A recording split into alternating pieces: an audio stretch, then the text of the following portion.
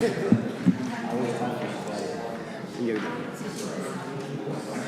afternoon, ladies and gentlemen, and welcome to Council Chambers. On this October 3rd, what a beautiful start to October. If you have not been outside, it is changing to the beautiful fall colors, and it is still in the 20s. So the next couple weeks before it gets cold and we start hibernating and don't see each other and be antisocial, take the time to connect with everybody and say hi. Members of Council, you have an agenda before you. Deputy Mayor?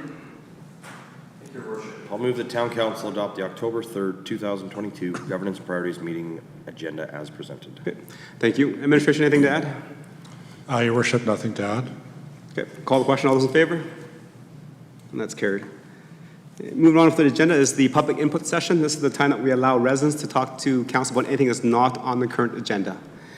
Administration, has anybody registered to speak? Your Worship, no one's registered. Okay. All right, seeing so many smiling faces in the gallery, does anyone like to talk to council about anything that's not on the agenda? I'm sure you can talk about some bad road construction, some inconvenience, the train, anything? Okay, seeing none, we'll move on to number 4 of our agenda, and it is presentations and delegations. Today we have 2. First up is the Parktown Food Bank. Welcome to Chambers, Sherry. Again, these mics are really bad, so you would have to pull them really close to you and speak directly into the mic. Thank you. Good thing I'm out all on my own.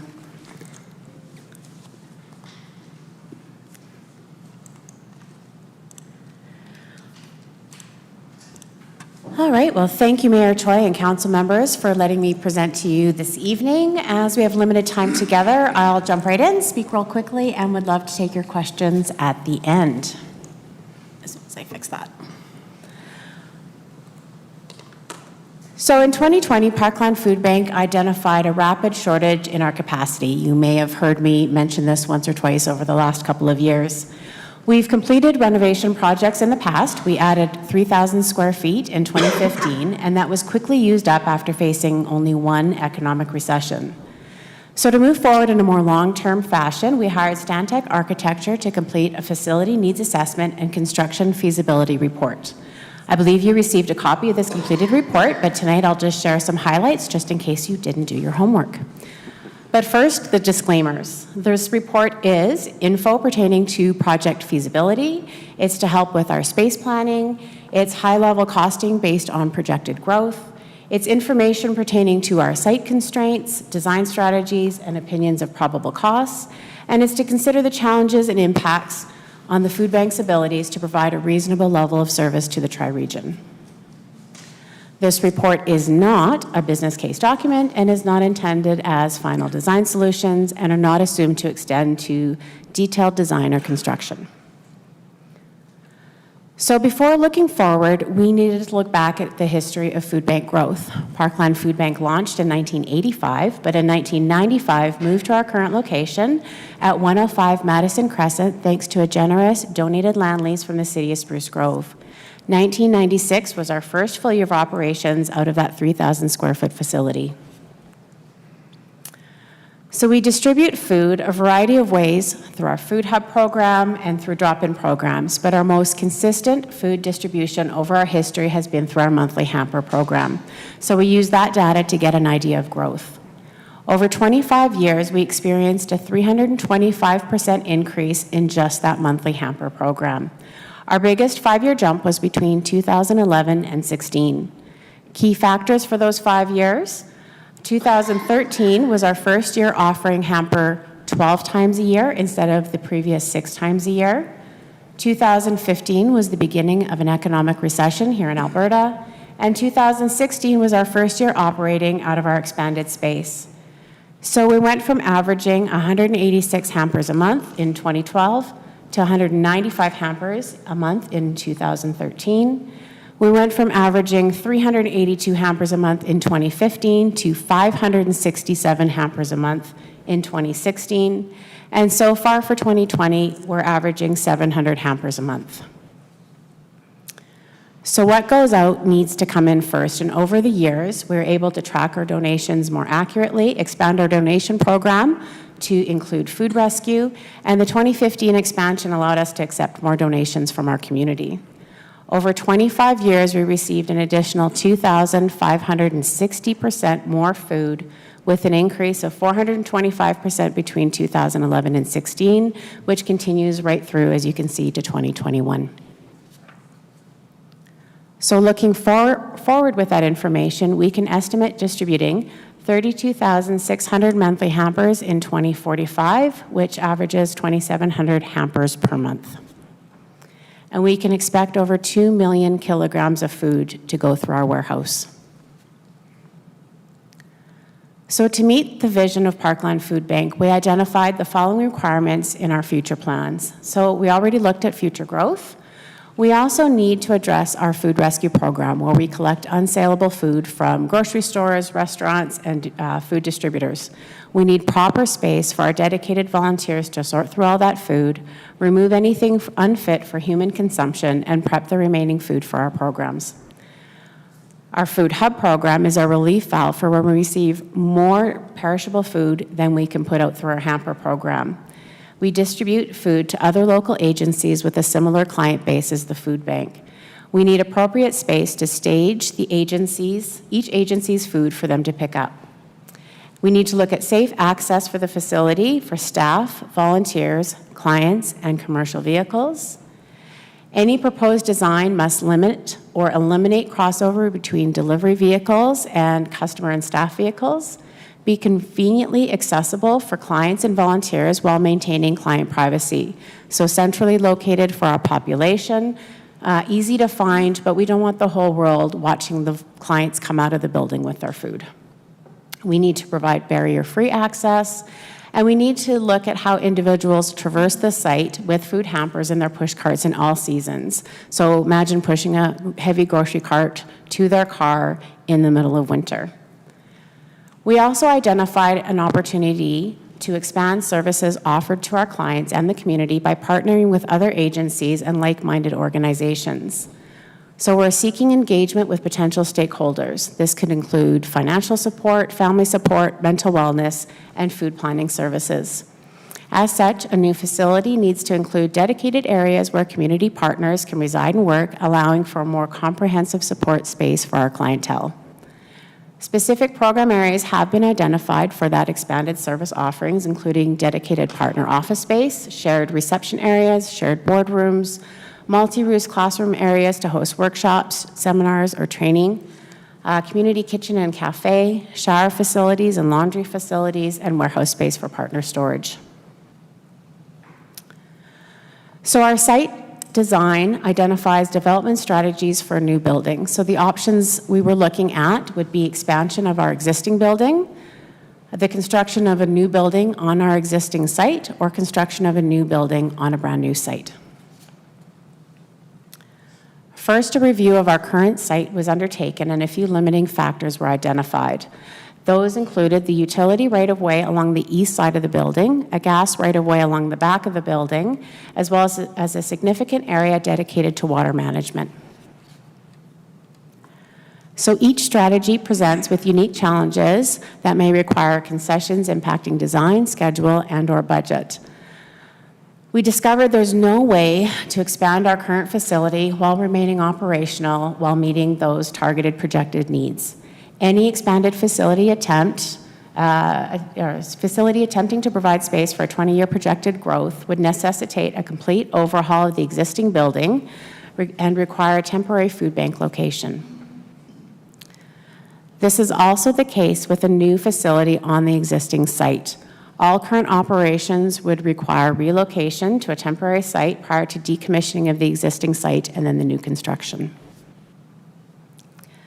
A new facility constructed on a new site would allow for our current operations to be managed from the existing food bank during construction. This also provides the opportunity to construct core components first and then phase in expanded space when required, managing both the operational costs as well as lowering the initial construction cost. Furthermore, expansion areas may be designed so that future construction has no or minimal impact to concurrent operations or to our ability to serve our clients. 3 components were identified in our facility concept. So process function, community function, and site program. After all the program requirements were identified, those were then subdivided into core and non-core to allow for potential phased construction. Part of the ambient storage, as well as the community kitchen, potential partnership spaces, could be delayed for construction if budget constraints made this a necessity. So our process function was separated into subcategories depending on the type of process occurring. These included our loading docks, our reserve storage, our ambient storage, so our walk-in coolers and freezers, our processing, and our service spaces.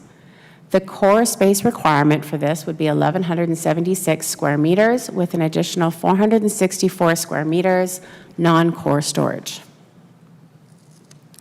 The goal of our community spaces was to facilitate safe and easy access for our client services while providing privacy, safety, and a pleasant atmosphere.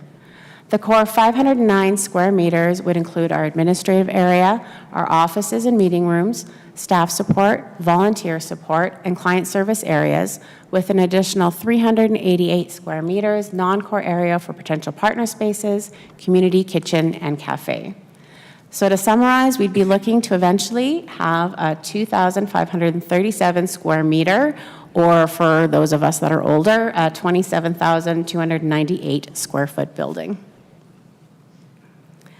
And the site program has been developed assuming significant delivery traffic, including core areas for waste, parking, and a dock apron of 4,543 square meters, and possible non-core space for a community garden.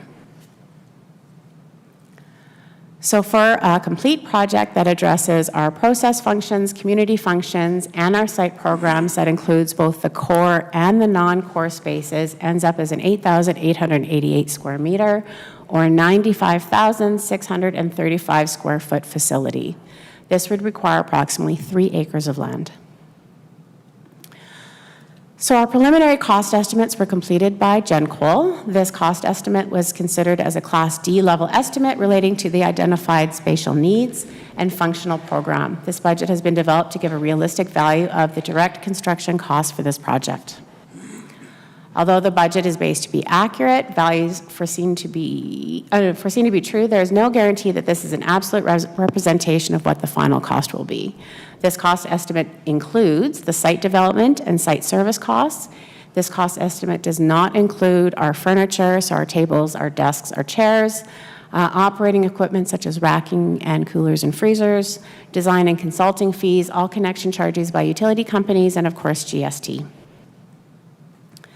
So to build our core spaces, site programs, contingency, and to purchase land, we're looking at a construction cost of $7.3 million. To build all core and non-core spaces, site program, contingency, and purchase land, we're looking at construction costs of $10.2 million.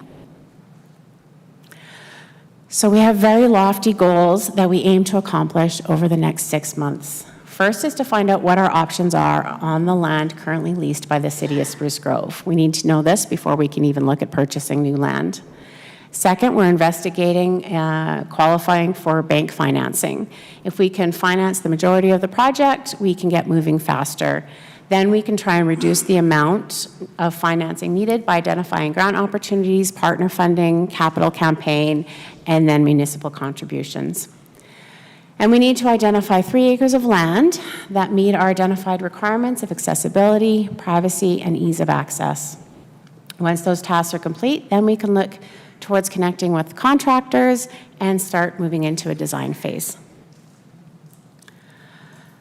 So our ask of you, to identify the size of facility, we need to have input from possible partners on the shared facility concept. Is there alignment with sharing space with any Town of Stony Plain services that provide community supports? Do you even have interest in a tri-region community hub? Our second, as we launch into our capital campaign, I will be coming back and looking to ask the town to provide some level of support to our project. And lastly, as always, we could not dream of serving the residents of your community without the amazing support we receive from you as council, your administration, and your staff. So thank you for your time tonight, and I'm ready for any questions. Thank you for your presentation, and it's always good to see the highlights of the need in your community and what the food bank has done to make sure that those residents are kind of met where they need to be met. So, members of council, any questions for clarity and understanding? Councillor Hansard? Mr. Mayor, thank you. I'll be happy to kick this off this evening. I'm going to ask 2 questions to begin with. Doesn't mean I won't have one later, if the mayor chooses to call on me again. I'd like to know if every dollar, I know you get a lot of donations, intangibles, food that help you meet the needs of the communities, not a community, because I'm thinking it's tri-region at least. Of those donations that come in dollar form, does every dollar go to provide product to people in need, or does the food bank have an ability to pull aside some dollars to help you potentially get in or help to get you in to a new building? That's one question. When you finish answering that, I'll fire my second one at you. Oh, that's very kind of you. Sometimes they throw both, and then I got to remember to answer both. Through Mayor Choi to Councillor Hansard. So we have been operating on a surplus budget now for the last, I want to say 7 years at least. So we do already have a savings account, a capital campaign account started for the building project. We also wanted to make sure that we had a history of a higher donation level so that when it comes time to be in a new building, we know we can afford the operational costs of that larger building. So we wanted that historical higher donation amount so that we have practice for when we are in a bigger facility.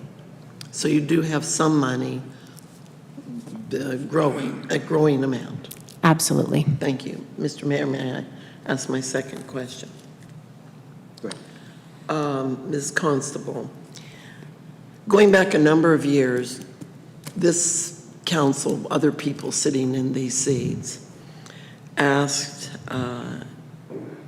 in various kinds of meetings that we had about the potential for the food bank to have a distribution center, a location, an open door that people can come to from this community and perhaps make getting here for some Parkland residents a little easier. Because quite often, there's no transportation for these people to carry their bodies to the center to collect food. There's absolutely no question that you do an excellent job where you are for those clients who can access you. But I know that there are people falling through the crack of that distance. Has the food bank dream team ever put together any kind of a plan for how to provide hampers in this community? Again, through Mayor Choi to Councillor Hansard. So in looking into this project and looking at that 95,000 square foot facility, you could look at it as one big facility. You could break it up into, right, a 40,000 and a 45,000, or however you want to break that up. So in doing so, we need to look at the feasibility of those operational costs and the ability to maintain both of those facilities and have the benefit of that be worth the while. So when you're looking at 2 facilities, you are looking at a lot of duplication. And so to be accountable to our donor dollars, how much of that duplication do we want to carry? You're looking at more staff, you're looking at more staffing time, you're looking at, maybe the utility amounts are the same, but you're looking at the site fees for all of your utilities being doubled. So the cost of operating two facilities is considerably higher than one larger facilities. So we look at the problem of people accessing and the rippled area of them being able to get to the food bank, variety of different ways. Most people walking to the food bank is not going to be an option anyway because they can walk to the food bank, but then they're given an entire grocery cart worth of food. How are they getting that food home? So having multiple locations only fixes the problem for a very small circle of people. Creatively, what we've created in the last couple of years is we've launched a delivery program. So we actually have volunteers now that will deliver directly to our clients if they can't get to us. We also partner with NeighborLink, who runs and helps us with that delivery program as well, and we're currently delivering to between 35 and 40 households a month. Having a larger facility will also give us proper staging areas that we can look at other programs, such as a mobile food hamper program. So if we have the proper space to facilitate, instead of having one location in Stony Plain, suddenly we can be in Wabamun once or twice a month. We can be in Spring Lake. We can be wherever we need it to be with our food bank trucks. They're refrigerated. We can load the hampers on and get out to those communities and help those folks out. So putting our donations and putting our time and efforts into other ways that spread us having a further reach would probably make more sense than having two locations. Okay, Mr. Mayor, may I reply to that? Just for clarity, and your answer tells me I wasn't clear enough. I wasn't thinking that there would have to be a rented space, bricks and mortar. I was looking at a delivery place, whether it's, let's say, a local business, or I'll get wrapped about this later, but FCSS, where they could come on a schedule and just pick up their groceries and go. That's what I was thinking of, not that you would have to have a separate facility. Heavens, at the price of real estate, that won't work. So thank you very much. Just to answer that, so each of those facilities, though, would have to have proper, because there is perishables. So we did do a temporary location where we were doing that. We found a lot of the times we would send the food. We had to make sure they had the proper refrigeration and freezer for that food. We had to arrange volunteers to be at that food. If clients didn't show up for their food, we had to make sure we picked it up right away and then brought it back to the food bank because that location didn't necessarily have space to hang on to it for indefinitely. So finding locations that meet those criteria of having that refrigeration and that extra space and storage did prove to be a big challenge. Though we do have our food hub program, so right now clients can access on a drop-in basis, or anybody from the community, Alberta Parenting from the Future, 4 different community churches. We used to have a little hamper at FCSS. I don't think we have anymore. So we do have our food hub program where we do send food for community needs throughout the community as well. Thank you for perfect answers. Thank you, Councillor Hanson. Members of Council, any other questions for clarity and understanding, comments? Councillor Anderson, go ahead. Thank you, Mr. Mayor, and thank you for being here and for sharing us all the work that you're doing to care for our community. It's not a small task by any means, and the work of your staff and volunteers is tremendous, and so we appreciate all that you do. I'm wondering if you could maybe speak to the trend for this year. We saw some of the trends through COVID, some increased numbers. What is it tracking for in terms of 2022? So far, oh, sorry. No, go ahead. Through Mayor Choi to Councillor Anderson, I will get that right eventually. We are feeding 30% more people at this point than we were last year. So we've reached a point right now, our facility can actually only house, 4 weeks worth of food. So gone are the days where we could really make or leverage those generous times a year, stockpile food, and then have it for those slower months. We can barely keep enough food in our facility to feed the people that we're feeding. Perfect. Thank you for that. Just looking at your presentation here, and I see two numbers, and so I'm going to ask it a clarification question.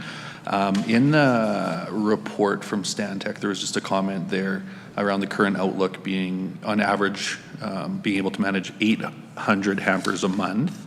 But we have a chart that suggests there's 8,000 hampers a month going out. So can you just clarify for me which number we're looking at per month? Which chart are you seeing, So 8,000 the one that hampers? says historical monthly hampers for 2021 shows us 7,963. So that's our page 7. That's for the year. Okay, so Yeah. for the year, not for the month. Okay. Yeah.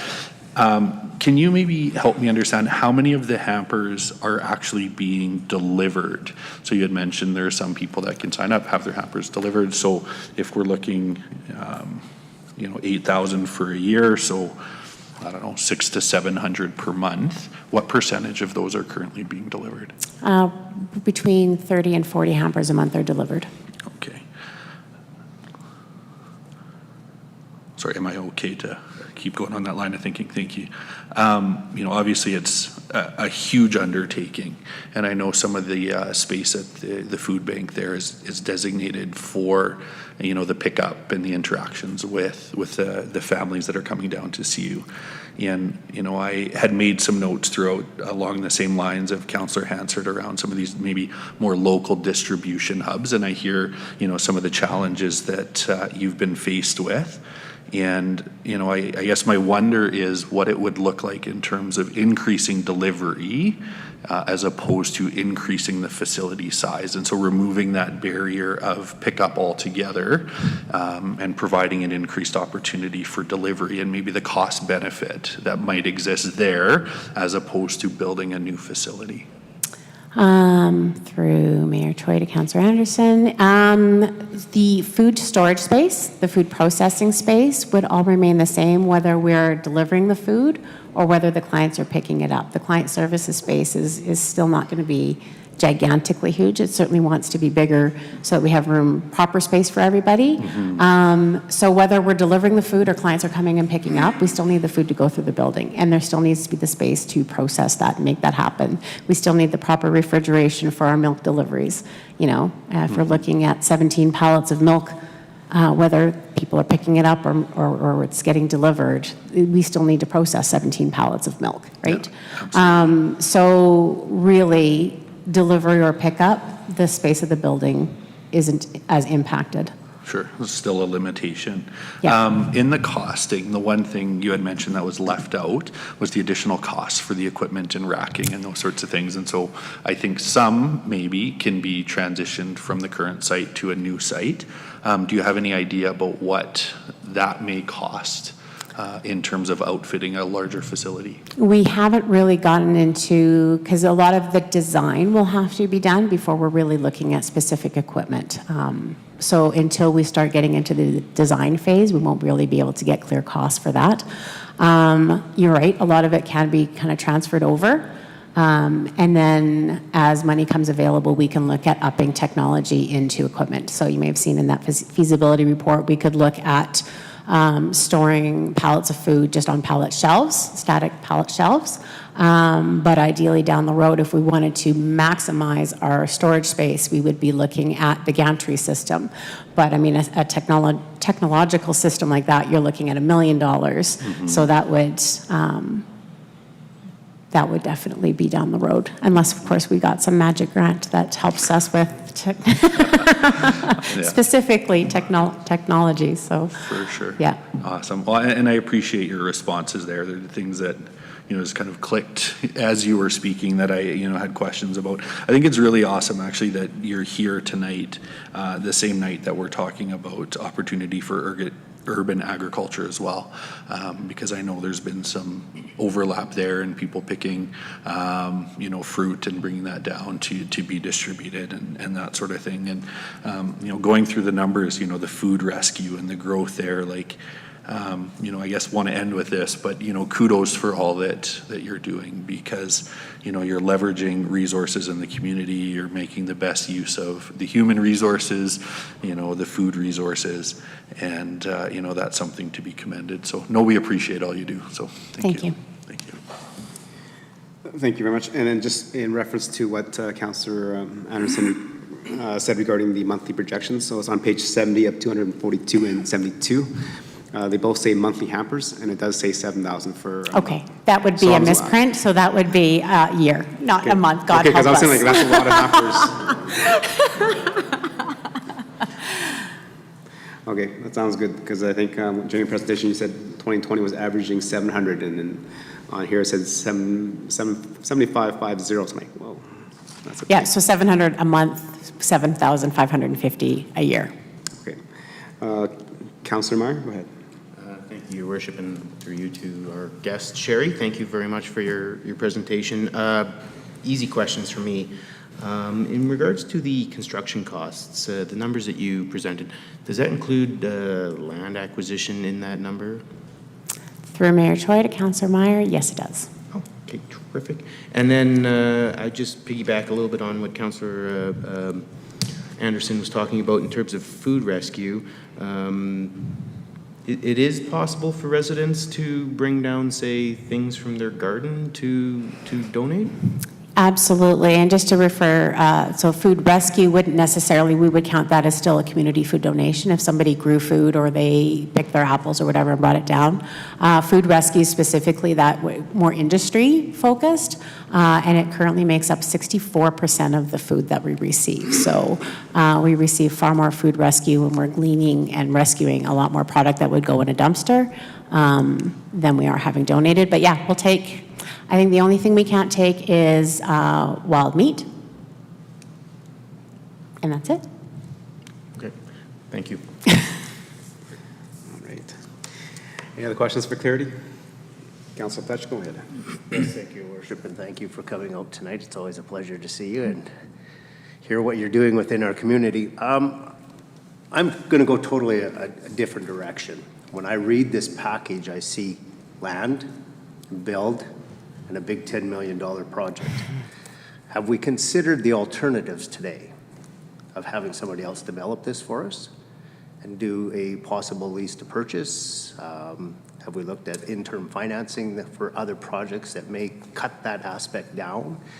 Because when I look at this, it's very nice, and it's something we need in our community, but I think there's also better ways to do things within our community, and quite often there's our local community that will support this type of thing, especially for worthy causes such as yours, where we go out to them to put up that aspect of it and be able to, at some point in time, actually belong back to the food bank. So it might be another suggestion for you just to have a look at is alternative financing other than just coming out to the communities to fund something that is very needed. Don't take me wrong, but there's always a possibility of ways to fund that might be alternatively.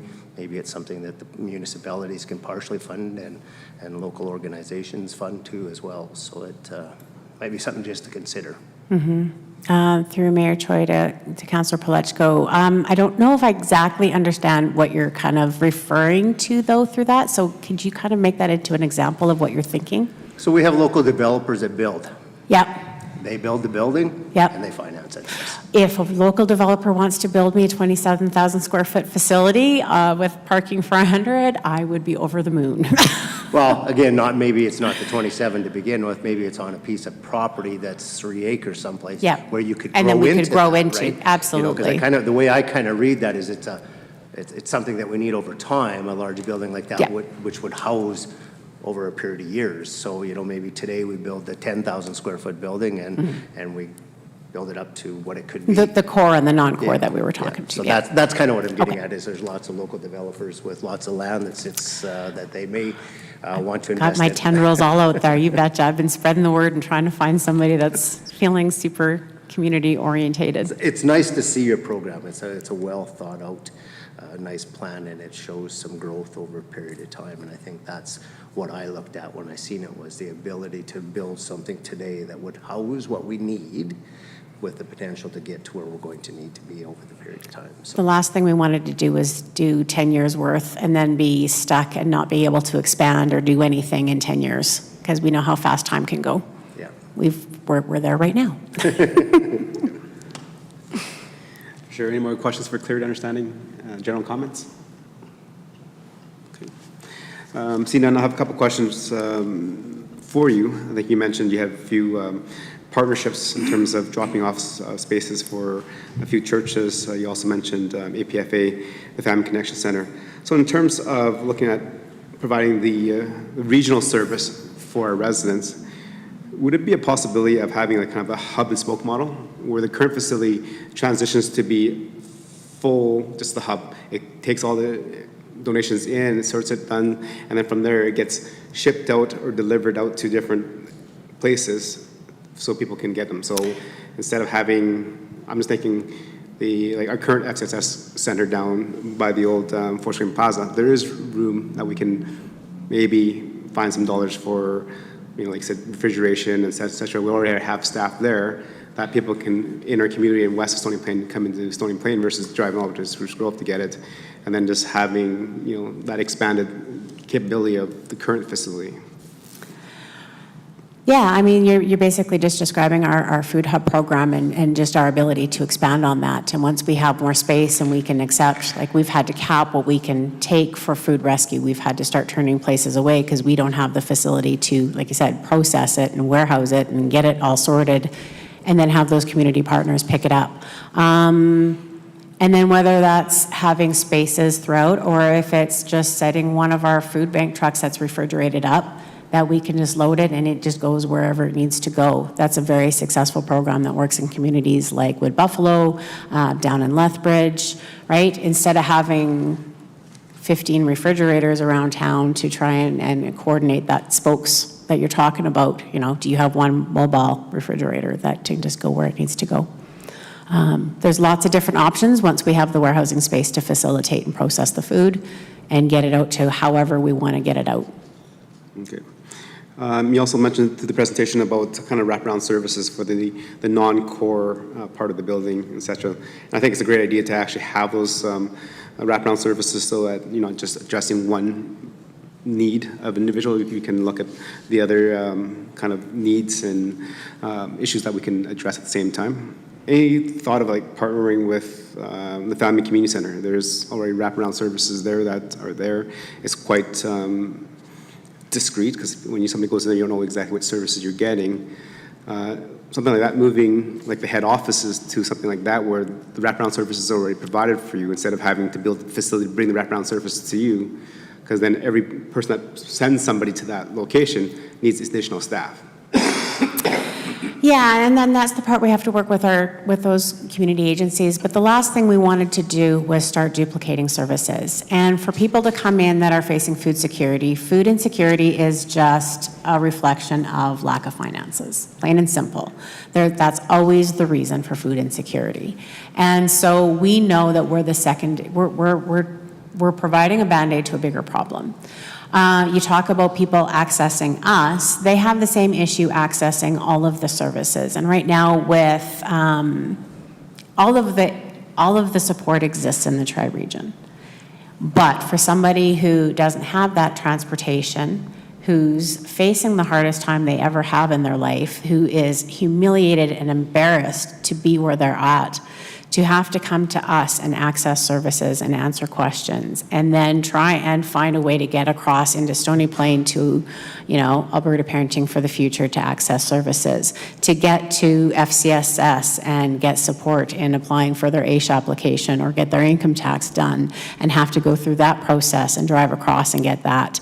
Those are barriers. And those are barriers that keep our clients in poverty longer. And that poverty then becomes deeper, and it takes more to get them out. So how do we intercede as a community with all of these resources? How do we intercede and provide all of those supports as fast and as easily as possible to someone? So if they come in a door, and whether we're all in a facility together or whether we're out all over the place, how do we make it so that every door is the right door and that it is seamless and easy to get to the next right door?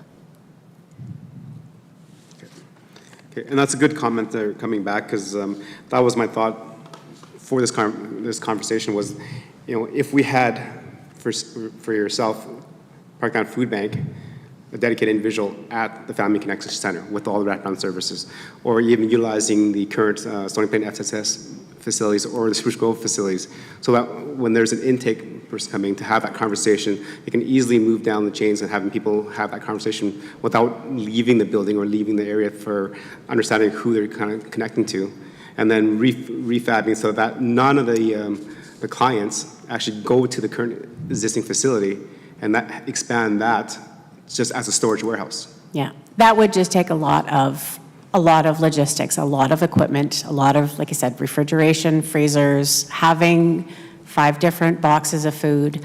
You know, you have a family of 4, that's 2 full grocery carts worth of food. So if each place is housing enough food for maybe 20 families, right, that is already a large amount of food. So if that was feasible, absolutely we could do it. But could we support equipping all of that? No, we could not.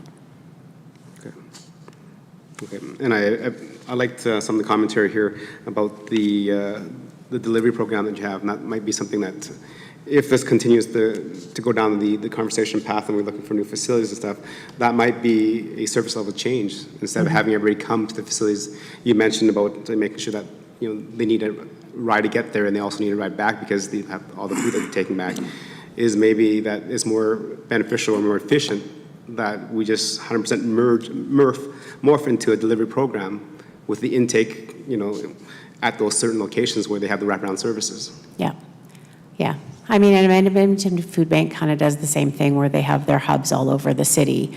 The difference is if you move to those models, you know, you might lose, like Edmonton Food Bank, if you have to go to a church to pick up your food, you're not getting any perishables, right? You're not necessarily getting the right size diapers you need for your baby. You're not getting the right baby formula, right? You're not having any choice. There's no shopping area. There's no extras. It's just a very basic service level once you start getting the food kind of distributing throughout the community like that. Well, yeah, no, I understand what you're saying there. My scenario is that the intake, the conversation of deciding what they need is to those local hubs, so at XSS, and then that hamper is picked up and then delivered directly to the individual.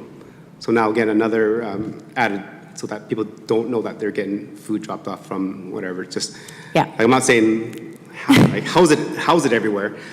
Everything's housed at the current location, even expanded location, so that becomes a warehouse. Yeah. And then from that warehouse, all the hampers are delivered to all the individuals. In, like, I don't know what the cost model is, because you and your board will have a better understanding of that. But in terms of looking at, you know, wraparound services and how do we bring everybody together, you know, we already have facilities in that already provide those wraparound services. Yeah. You know, can we add that service, like the Parkland Food Bank, to that service as well when they're in that conversation piece? Yeah. And then just having them earmarked where they deliver to them. Yeah, as long as, you know, your organization had the capacity for an extra, you know, 600 or 700 client intake a month. Oh yeah, I'm pretty sure that we can. Yeah, no problem, right, Lisa? Yep, 500 Totally what you're Grove and gonna do? 100 in Stony Plain. Okay, but definitely lots of things to think Lots. about, and I look at the projections. It is a growing need in our communities, as you mentioned. Food security is a huge issue these days, and that's what we're looking at.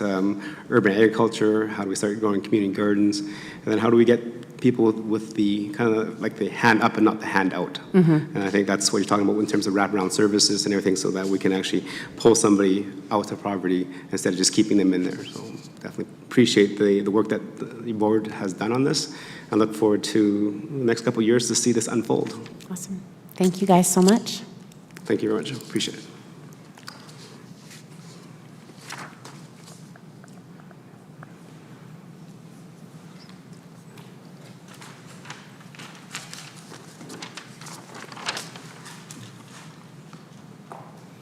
All right, members council, moving on to our agenda, we have the second presentation today, which is the Stony Plain Public Library.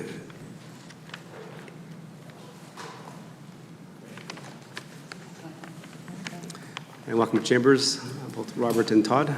Hello.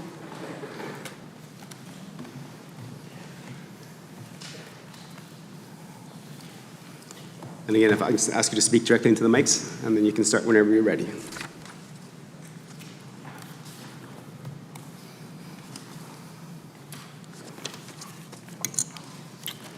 Good evening, Your Worship, members of Town Council, staff administration, ladies and gentlemen in attendance this evening. My name is Todd Haste. I'm the Treasurer and Chair of the Finance Committee for the Town of Stony Plain Public Library.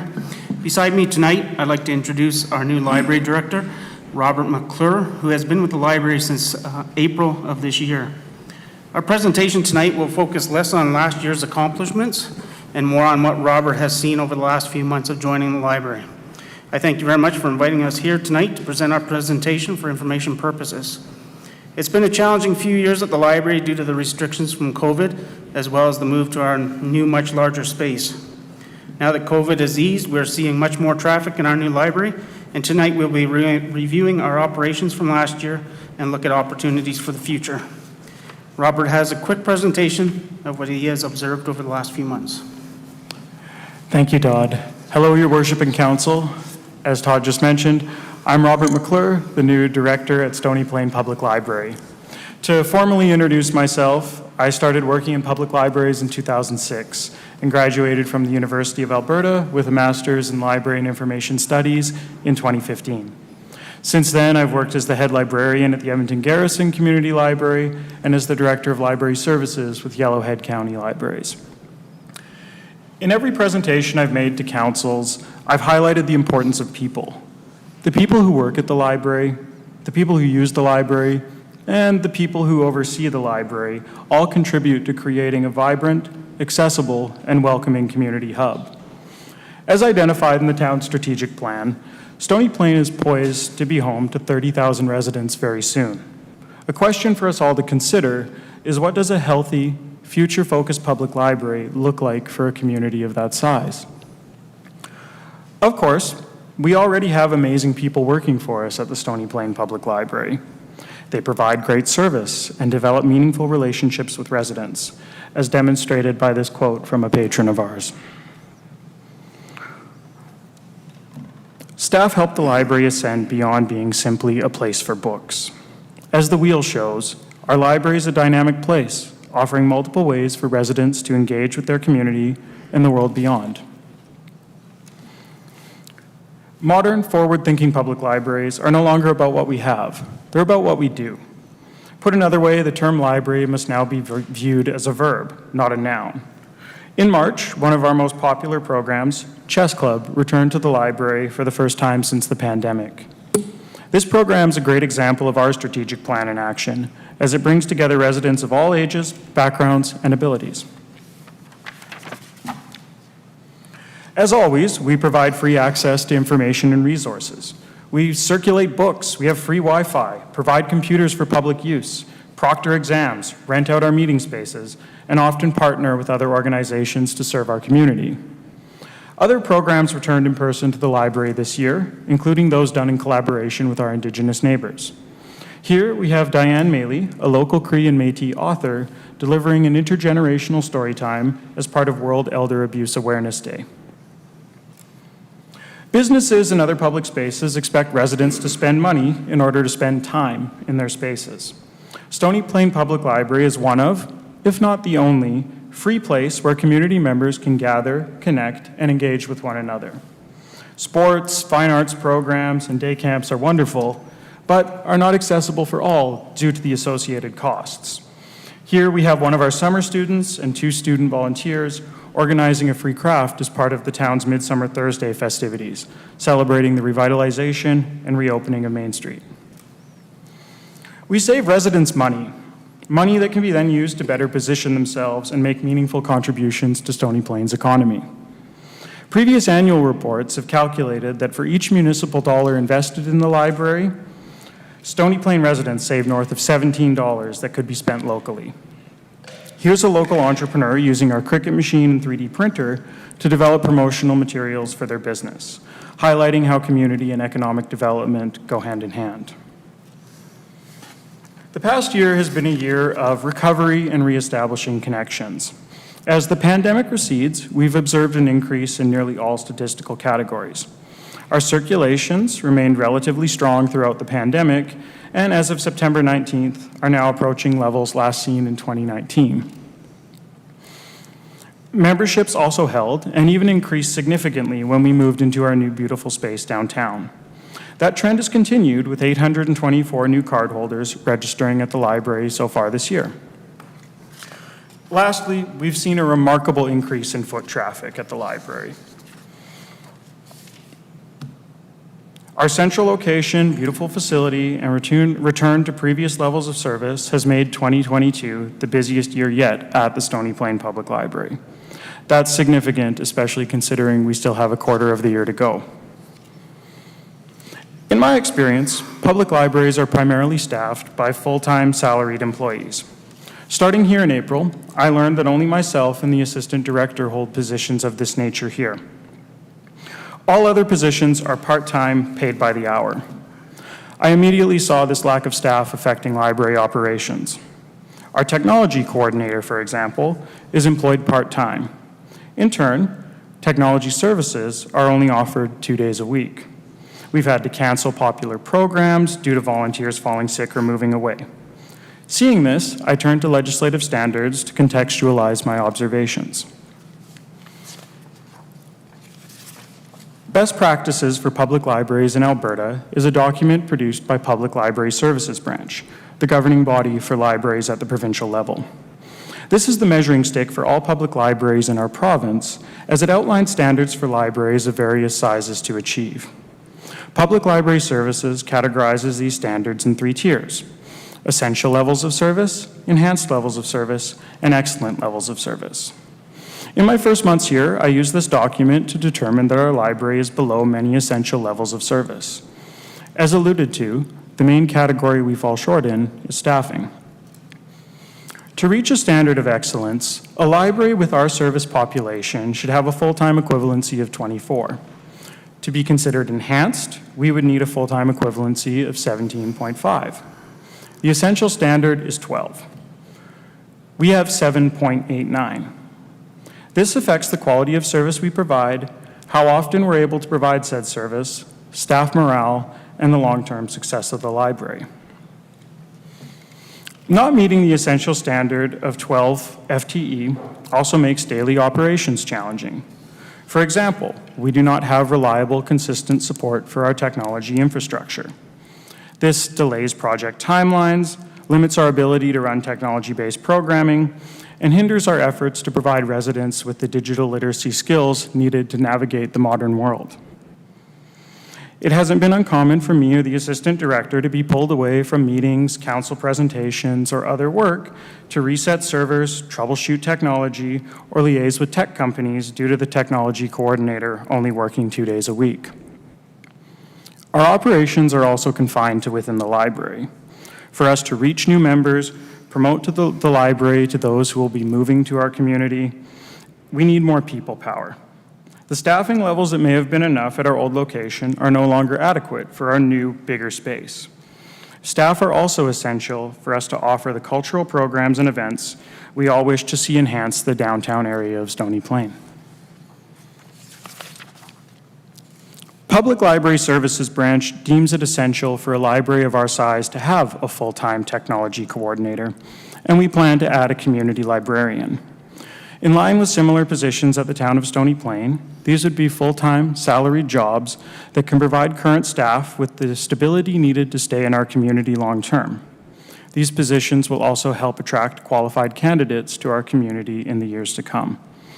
Multiple library staff have been working full-time hours without benefits or a pension for many years. To review the 2023 budget, I'll now turn it over to our treasurer, Todd Haste. Next one. So essentially, we put together the budget based upon last year's numbers. Obviously, they were very effective for operating the library of our new space. We cut back in some areas, and certainly due to some inflationary pressures, some materials and goods have gone up. The increase, obviously, that you see and that we're requesting is for the 2 people that Robert has alluded to. So essentially, we're keeping our operating request the same as last year, except what we want to do is expand with 2 additional people. So in order to fund these 2 new proposed positions in 2023, we are requesting an additional $91,820.14.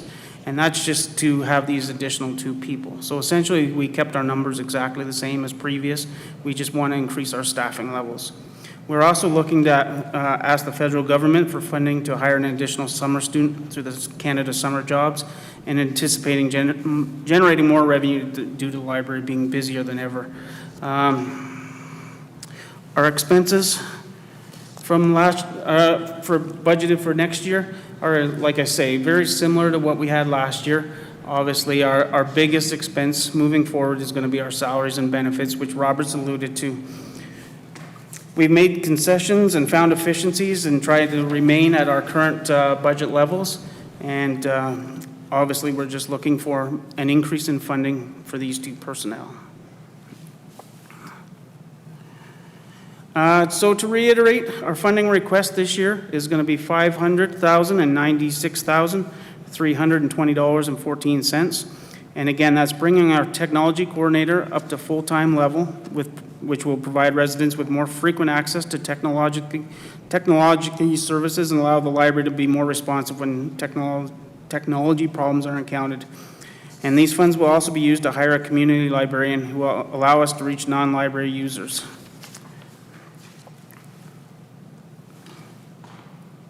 Thank you very much, Your Worship and Council, for your time and attention to the challenges we currently face.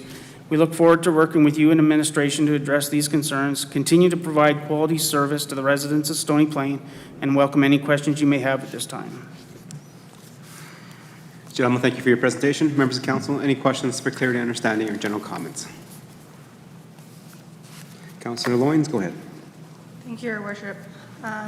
I know you were saying for 2023 you'd like to hire 2 new people at a cost of $91,000, but projectedly you're really asking for a total of 7. So what would be the ask then in the next couple of years to get you those total of 7? Moving us in that direction, we plan to add an extra 3 positions in 2024 and an extra 2 in 2025. That will bring us to an FTE of 14.46 and within range of that enhanced level of staffing, which is 17.5. But what would be the cost ask? The cost of that would be similar to what you have seen here. We project similar to the community librarian position. Those full-time salaried positions would be in the neighborhood of $57,000 per position. Okay, before I go to the next question, you said that the full-time positions would be about 56,000? Correct.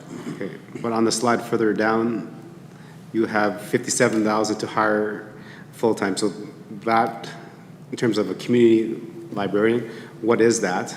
And with the other staff you're planning to hire, what are their titles in terms of that? Like, what's the role in terms of what do they do?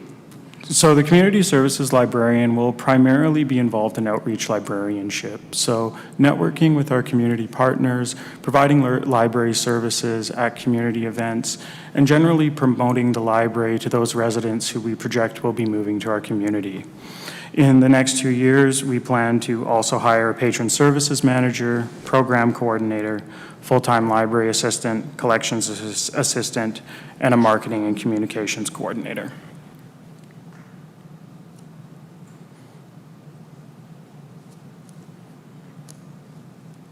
Okay. Thank you.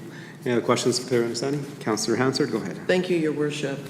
I'm just trying to understand the guidelines that are set up within the library system that suggest the number of employees needed to run a library for a certain population, community.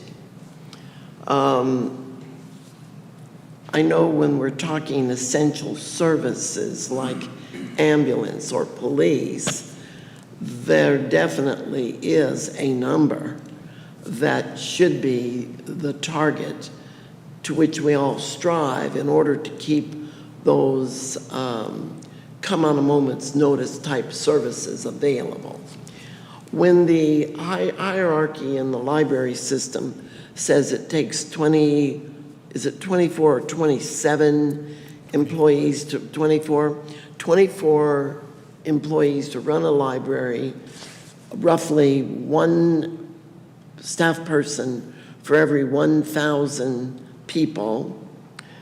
It took me off guard a little bit reading that, because certainly nobody's going to argue libraries are not important, but they're not in the world of emergency essential services. They're essential in our world because we value our library. If we didn't, you wouldn't be sitting in that new building down there, right? When we hear numbers to staff a library, and you just gave us a list of all the positions you hope to fill, it seems like a lot to this counselor, not because I don't see that all of these people could have a role, but we look at the town in the same way. Every department has needs in order to meet the services provided and to get the work done to run our community. And yet, year after year after year, ways are found to not have to go to that upper number, right? In order to keep the budget more under control. How realistic is this number? 24, a library staff member, one for every 1,000 people, and we're currently at 18,000 people roughly. That doesn't equal 24 people. So could you help us understand that difference? Absolutely. So the difference is there are 6,419 Parkland County residents who have been identified as part of our cost-sharing agreement, who use the Stony Plain Public Library as their primary point of access for library services. Okay, that's a good answer. Your Worship, may I ask a secondary question? Will you be giving a similar presentation to Parkland County Council? No presentation is planned at this time. No presentation to ask perhaps Parkland County to fund at a greater rate for those people that we service from their population? Not at this time. Parkland County Libraries will be delivering their annual presentation to their council, but there is no planned presentation for Stony Plain Public Library Board. That doesn't fit right in my mind, because it seems that if we're servicing people from the outlying communities, and we should, they're not going to build a library on every acreage or even 2 or 3 libraries in the community, so their people gravitate to nearby municipalities. It seems to me that where the services are provided, people will come, particularly if they're provided in a beautiful place with lots of services and willing to help staff. That's where people will go. It seems to me that it requires a greater funding. Is Parkland County funding, this is a dangerous question to ask in public, but is Parkland County funding at an appropriate rate for the amount of service that they provide, either to us or Spruce Grove or Devon or Drayton or Valley or wherever their people go for service? Is it appropriate, or are we where we were a number of years ago when I sat on the Stony Plain Library Board and the Yellowhead Regional Library Board, where Stony Plain residents are paying their per capita rate, but also subsidizing perhaps even approximately a third of the money required to provide those services to Parkland County residents? I know that sounded like a mouthful, but it's true. So are they funding fully what they should be funding, or is there still a reluctance to do so? And now you're sitting in front of Stony Plain Council giving a presentation that suggests perhaps we could help fund better. Based on my experiences with other library systems similar to Parkland County Libraries, I believe the funding is adequate. You believe the funding is adequate? At this time, yes. Because you're making do. Yes, for now, but also in the future. The cost-sharing agreement is based on population. So as population expands, the cost-sharing will grow accordingly. Okay, and one more question, Your Worship. Is the amount per capita for the Parkland County residents equal to the amount per capita for Stony Plain taxpayer residents? Is it equitable? Or Equitable, yes, that's the term I would use, And that equitable. maybe that's not a good number. Maybe the question was equal, because equitable can be fiddled around and the meaning becomes something different. I would just like to know if Stony Plain residents are subsidizing the use of the library for people outside of the Stony Plain boundaries. I don't believe that is the case. You don't? No. I can follow up on that information and provide it to council via the General Manager of Community and Protective Services, but at this time, I do not believe so. This councillor would like to know. Perfect. Thank you, Councilor Hanser.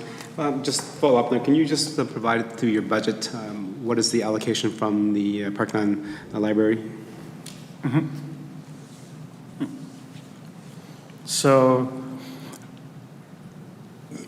in the other grants section, we have 264,000, and that is composed of our provincial grant as well as the grant from Parkland County.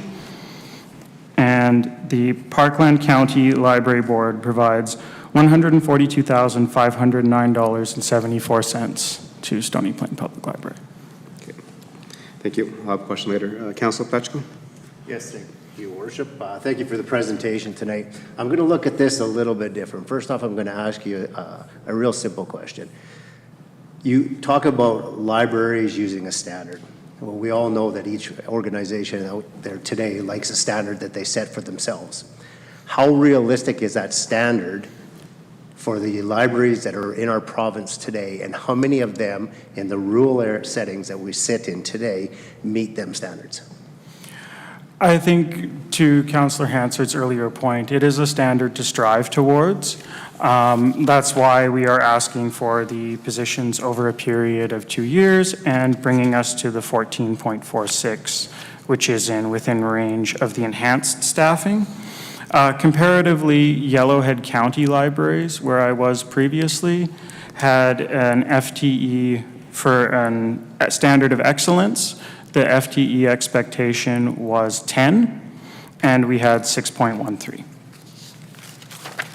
Okay, so if you could provide for council through our CAPS, if you could provide for me the actual results of what I just asked, which is how many of the rural libraries actually meet the standards? I will provide that information. Thank you. And my second question is, so when I sit here and I do the math backwards from 504,500 in our budget, and you're going to 596,320. When I work that back per capita per individual within our community, at current time, that works out to about $33 per resident. And what you're asking me to do is meet a standard, or what I feel we're being asked is to meet a standard that we've set for 30,000 people. And when I do that, using the math and the people that you calculate would equate to $33.33. So we're not seeing that significant change. But what I'm seeing is you're asking for that over a very short period of time, which is almost double what you're asking for us to do. So help me to understand how when you sat down to do what your calculation is, and I get that you're trying to use a matrix to do that, what the rationale is for that, and how you feel in today's economy that our residents can afford almost double what they're doing. The rationale behind that is that we want to provide the best service possible, and that in times of economic austerity, libraries are relied upon more heavily.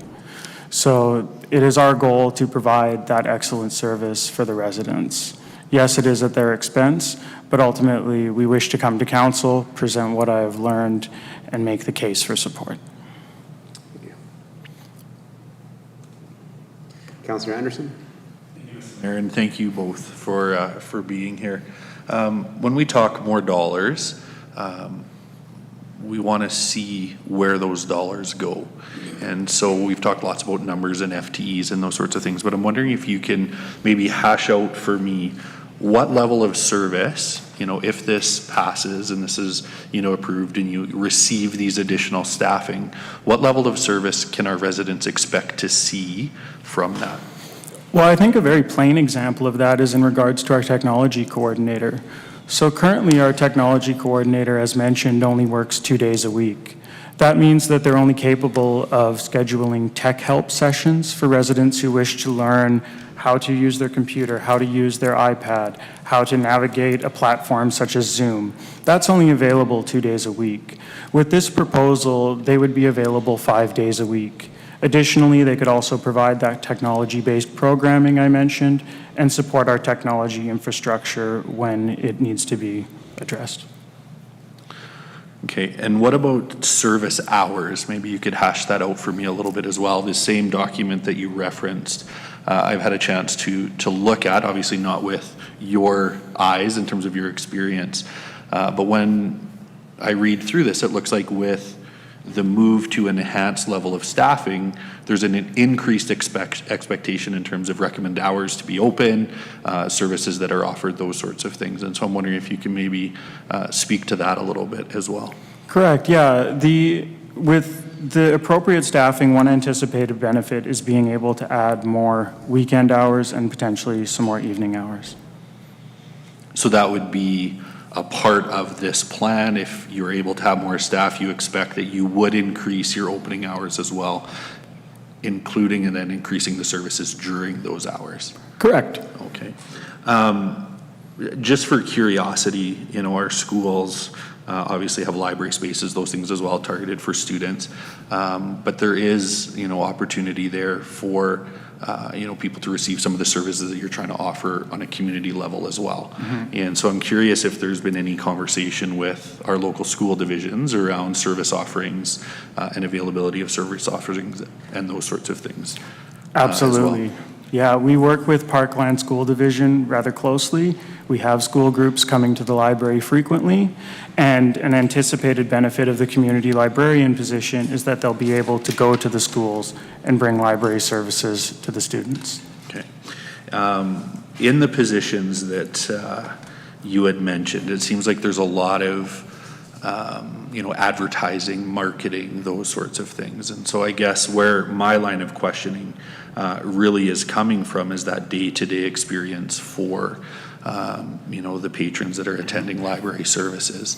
And so, I can appreciate that it's one thing to market your services and that sort of thing. But maybe if you can just lastly touch on that a little bit in terms of technology, but beyond that, I think that's one piece of what the library can offer. You alluded in your presentation to, canceled programs and those sorts of things, right? And so in terms of a day-to-day experience of a patron attending the library, kind of what's your vision with, a significant increase? Like we're looking not quite double, but, over the next couple of years trying to double the staff that are there. And when we double our staff or come close to, there would be an expectation of a significant increase in what's being offered, right? Rightfully so.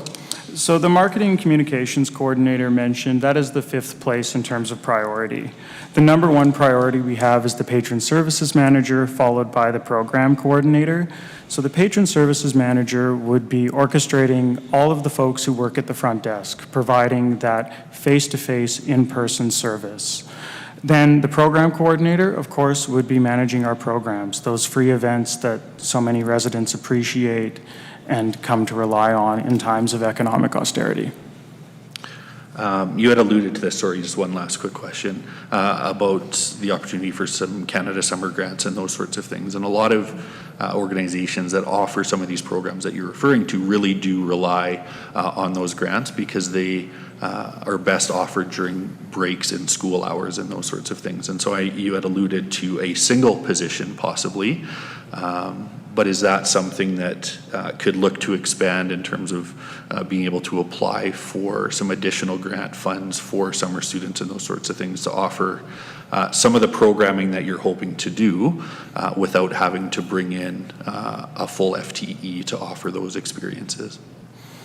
Absolutely, yeah. We can look into the option of additional Canada Summer Jobs grant staff, but in my experience, what I have found at the library is that there needs to be a permanent infrastructure for that student to plug into. So the community librarian, for example, would also oversee the summer students and assure that there's continuity year after year at the library, not only during the summer, but all year round. Sure. Appreciate it. Thank you so much. Thank you. Going to Councillor Loynes, Councillor Meyer, then Councillor Laurie. Thank you, Your Worship. We keep talking about your IT coordinator and bumping them up to full-time, and that their job currently is to help people learn to use computers and such. Are we finding that there's that much of a need for him to be there or her to be there every day? Like, are people trying to get in every day to learn how to use their computer, or is it just a service you want to offer? It's a service we offer. What we are finding is there is the demand for it, but because it is only on certain days of the week, we are unable to meet that demand.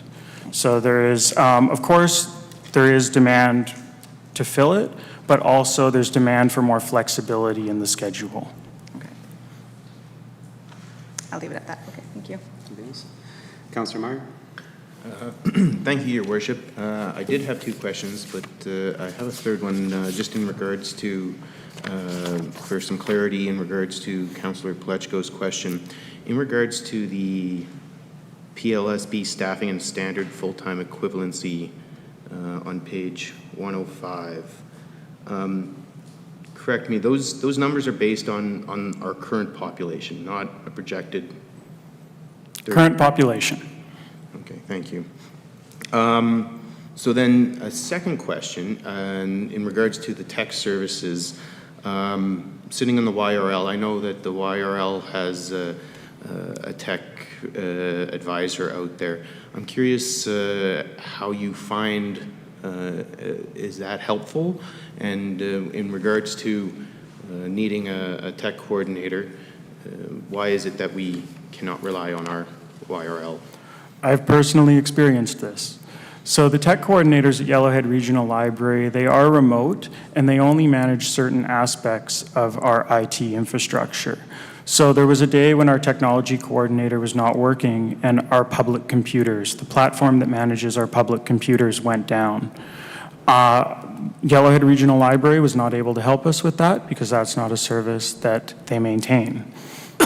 I needed to go about getting the public computers back up and running, resetting the servers, going to each computer and making sure everything was set up correctly. That's an example. Okay. Thank you. And my third question, so just because we're on the heels of the Truth and Reconciliation the other day, and I know the town is looking for opportunities to engage with our Indigenous residents. I'm curious if you can maybe speak to our healing gardening and our participation in that program. Of course. So the library has worked in partnership with Forest Green School and Philip Campiu, an elder from Paul First Nation. And this garden was constructed as an avenue for students, library patrons, and Stony Plain residents to connect with Indigenous culture. We maintained it this past summer in part due to the generous help of the General Manager of Community and Protective Services. Thank you. That's all I have. Okay. Councillor Laurie. Thank you, Your Worship. And just a quick question. You're on a revenue screen here, and I'm just wondering, have you explored additional opportunities to generate additional revenue? We've seen libraries get creative with large ideas from cafe spaces all the way down to smaller things like offering passport photo services. Is that something that you've explored and considered as you're moving forward?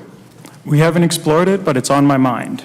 As I move forward in the role, that's definitely something I'm interested in pursuing. Excellently, and I appreciate that, and especially with the long-term plan you've seen. I mean, obviously we understand the increase this year, but as we move forward and look at those additional positions, it'd be very interesting to see what other ideas can come forward to help supplement the additional cost of those positions that would also provide value add and additional services for library patrons. I agree, thank you. Any other questions for clarity and understanding, members of council? Okay, see none.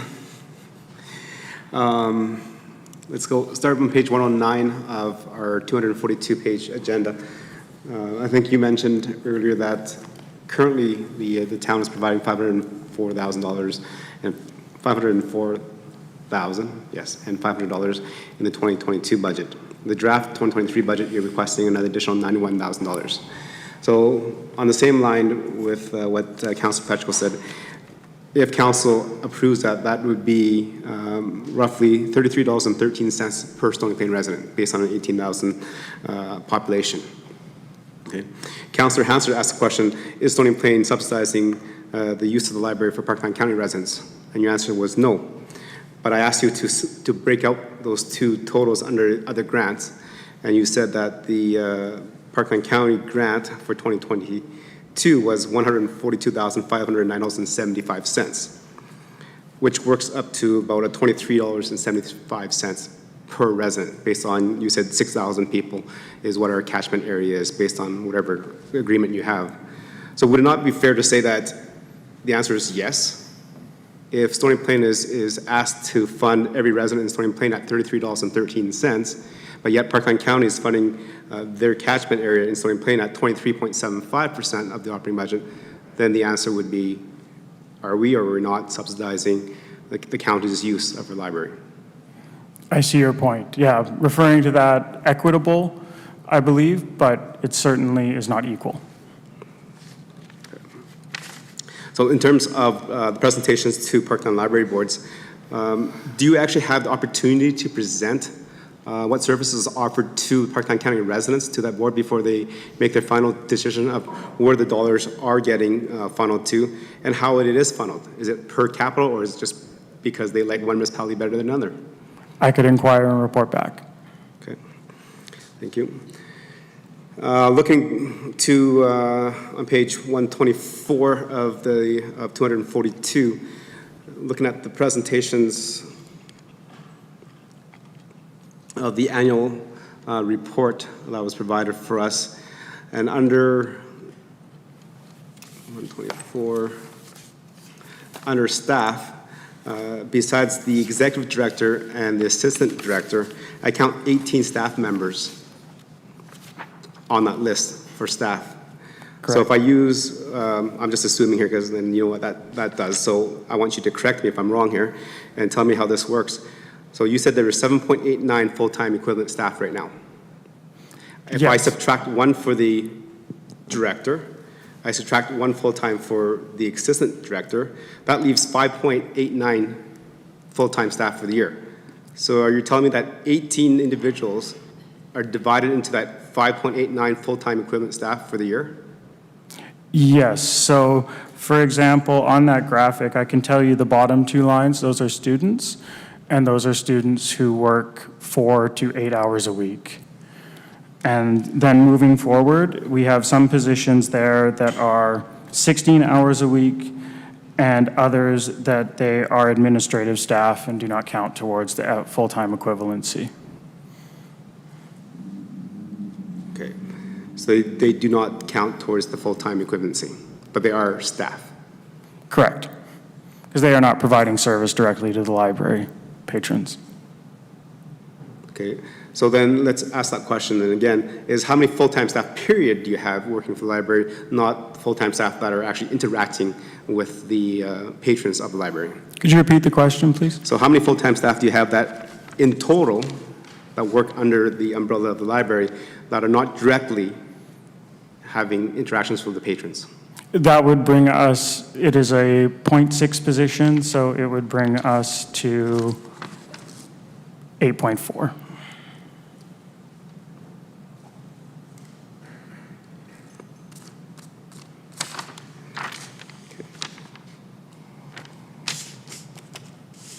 And also worth noting as well is that there are a number of staff on this chart who are no longer in positions here at the library. Some have been replaced, but some have not. Okay. No, thank you for that clarity. So understand. Any other questions?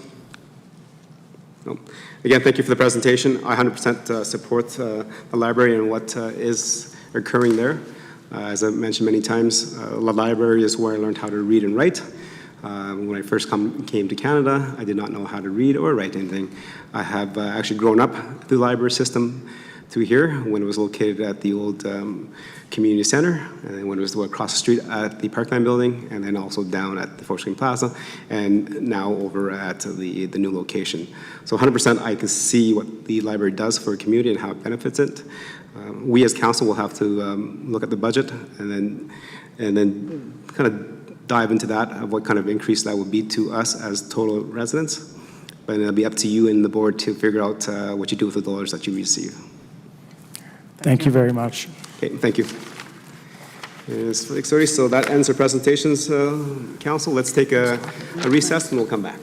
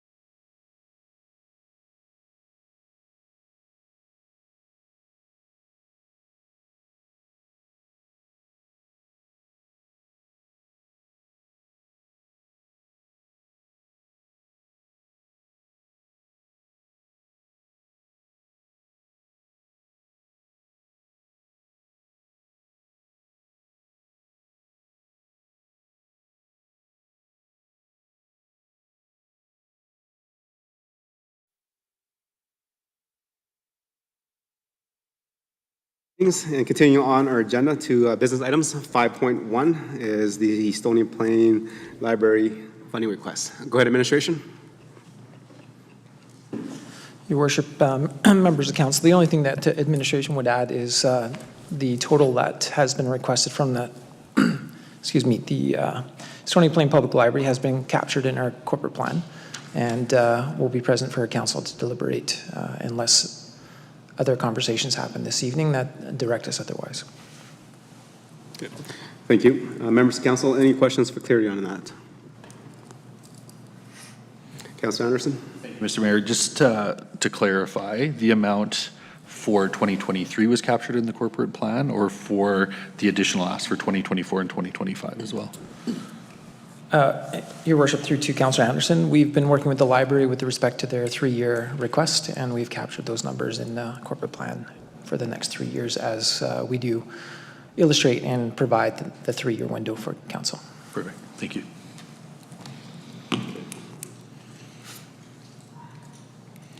Councilor Laurie, go ahead. Thank you, Your Worship. Tonight we were presented with a standard and a document that we haven't, I don't believe, seen come forward when the library's come to do a budget presentation before. There was a couple of questions tonight that asked how the Stony Plain Public Library stacked up to other similar libraries. And I'm wondering if it would be possible, either prior to corporate plan or to be included in corporate plan, if we could have that information present for council as we do consider the ask from the library. You know, understanding that that's a document that exists, it was put out by a body that exists, it is a recommendation, but I'm curious of, with that recommendation, what are other libraries doing? Are they meeting that? Are they exceeding that? Are they, you know, particularly in the Edmonton metro region? Is that something that's possible for us to request? Your worship, through the Councillor Laurie, that was a question that was asked of the director this evening, and I believe he was going to provide that information back. So you should have that well in advance of the corporate plan process. Okay, I appreciate that, and I think Councillor Fletcher's question also requested, are the rural libraries funding it to the same degree as well? So not just the Edmonton metro region, but also the rural areas that we serve. Okay. Any other questions for clarity and understanding? Councillor Meyer, go ahead. Not so much a question, maybe just to provide a little bit of clarity to Councillor Laurie's. The PLSB, Public Library Services Branch, releases that document, and they operate under the authority of the municipal Minister of Municipal Affairs. So that's sort of where that comes from. Sounds good. And then just maybe a question to the council representative, stating that the Public Services Library Branch best practices falls under the municipal government, under the Municipal Affairs Minister. Has there been a conversation about funding that is indexed to inflation, and also using accurate data in terms of numbers? We just had our census population release for 2021. But I know a lot of the funding models that the provincial government is using is still based on the 2016 populations. So we're actually getting a reduced number of dollars to provide service for more residents. You're correct. That is an issue that has been worked on. I know it's been an issue. We'll have to check and see if it's being resolved, if we're going with the 2021 numbers now, or if we're still with the 2016. So I'll have to get back to you on that one. Okay, thank you. Any other questions, clear and understanding? Okay, Councillor Loynes, go ahead. Thank you, Your Worship. The representation today, they indicated that their staff list that they provided is inaccurate. Would it also be possible to get a listing, not of what each employee, what they do exactly, but just what their titles are for comparison, so we can say, oh, they have 2 IT coordinators working part-time versus 1, or what it is, to get their actual understanding why they're asking for certain employees? So if it's a student, just say student, but if it is a part-time librarian or something that we know, because they said they have all the staff, but they don't integrate with the people that are actually in the library. Thank you, Councilor Loyne. So to a council representative or to our general manager, and both of you take that back.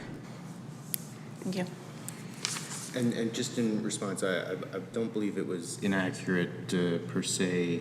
I think it's just whether they were forward-facing or administrative Well, you said some of the positions. people listed were no longer there. Right, on the old report. Right, the report that we Okay. have, yeah. Thank you.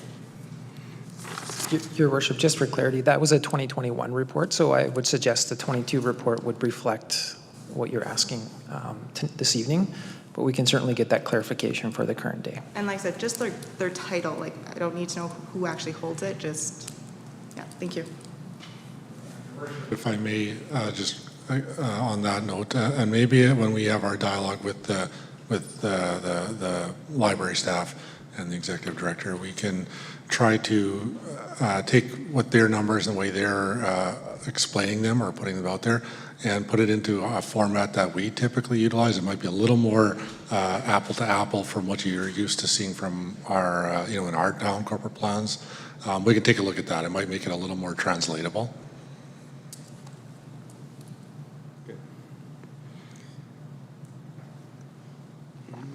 Any other questions for clarity and understanding?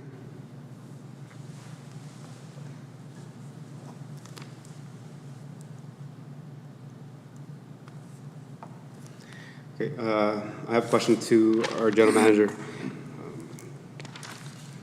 You mentioned that you've been working with the library board or the director, and then having this kind of built into a 3-year budget cycle for us. So with the request for $91,000 increase for 2023, what are the increases for 24 and 25?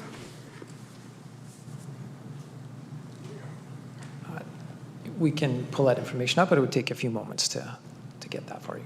Okay, I'll wait for that. I asked that question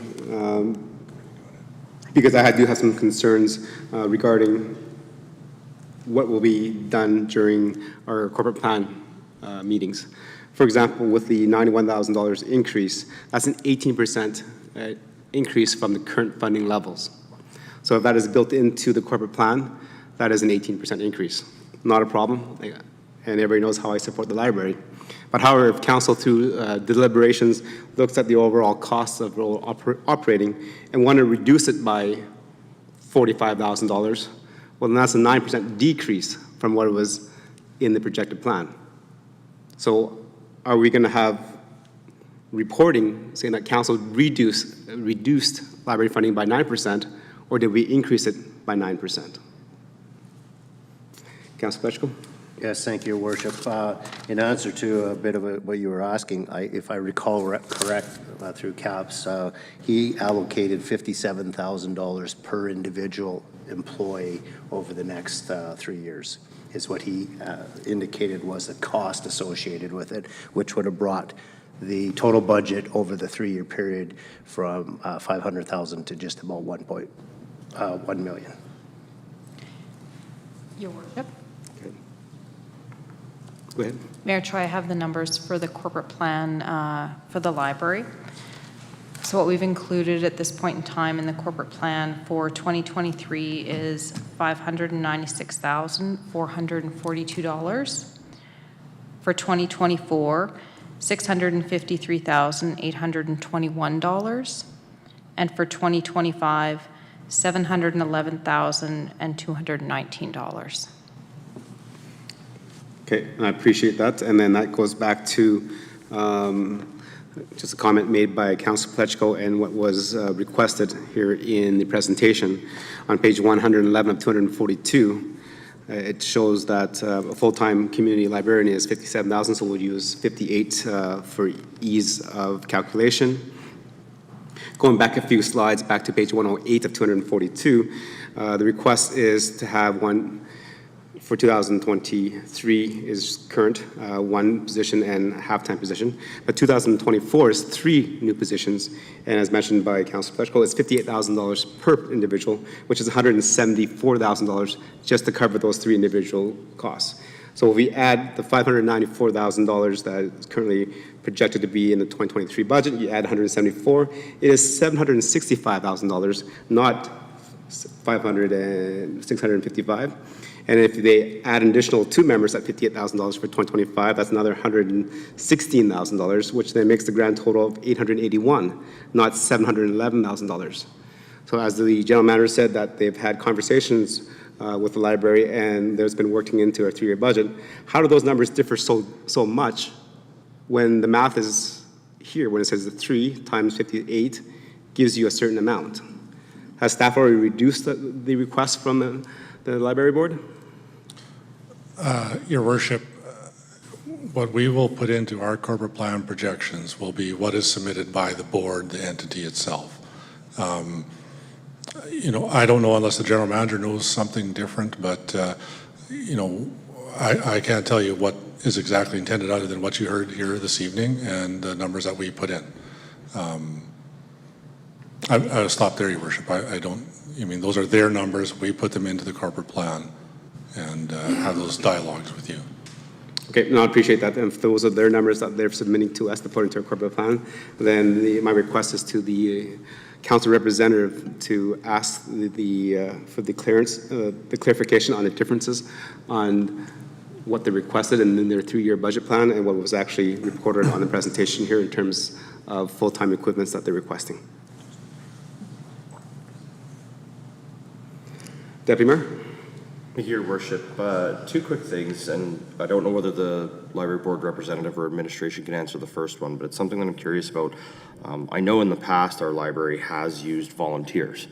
I'm curious if we are still using volunteers in any way, shape, or form in regards to services at the library, like sorting, books back on the shelf, those type of things, or whether we are strictly on a staff-based model now. I can't answer it, but maybe the representative, Councillor Meyer? I'm pretty sure we're still relying on volunteers, unless I'm incorrect. But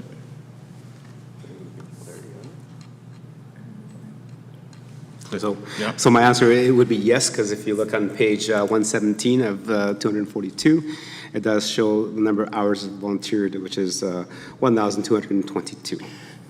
Thank you. And I'm sorry, understanding the library will always have some level of volunteers. I guess maybe it's more along the lines of what are the tasks that those volunteers are completing.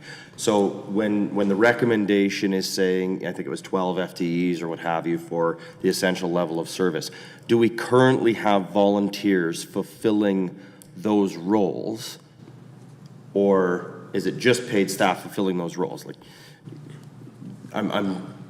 it's kind of that, you know, is the work being done and it's just not being paid for at this point in time, I guess, is one of the questions. The second part that I have as well is, as part of the, and I was able to pull up the best practices document, there's also actually best practices around hours of operation and those kind of things. And so I'm curious, this may be a little bit of a larger ask to be available before corporate plan, but would there be an opportunity to actually have a review of all of the best practice areas to determine what our library is and is not achieving in regards to those best practices, and what things maybe we should be looking at in an entirety rather than just simple staffing? Thank you. So in terms of hours of operation, et cetera, and services and programs provided, Councillor Meyer as a representative?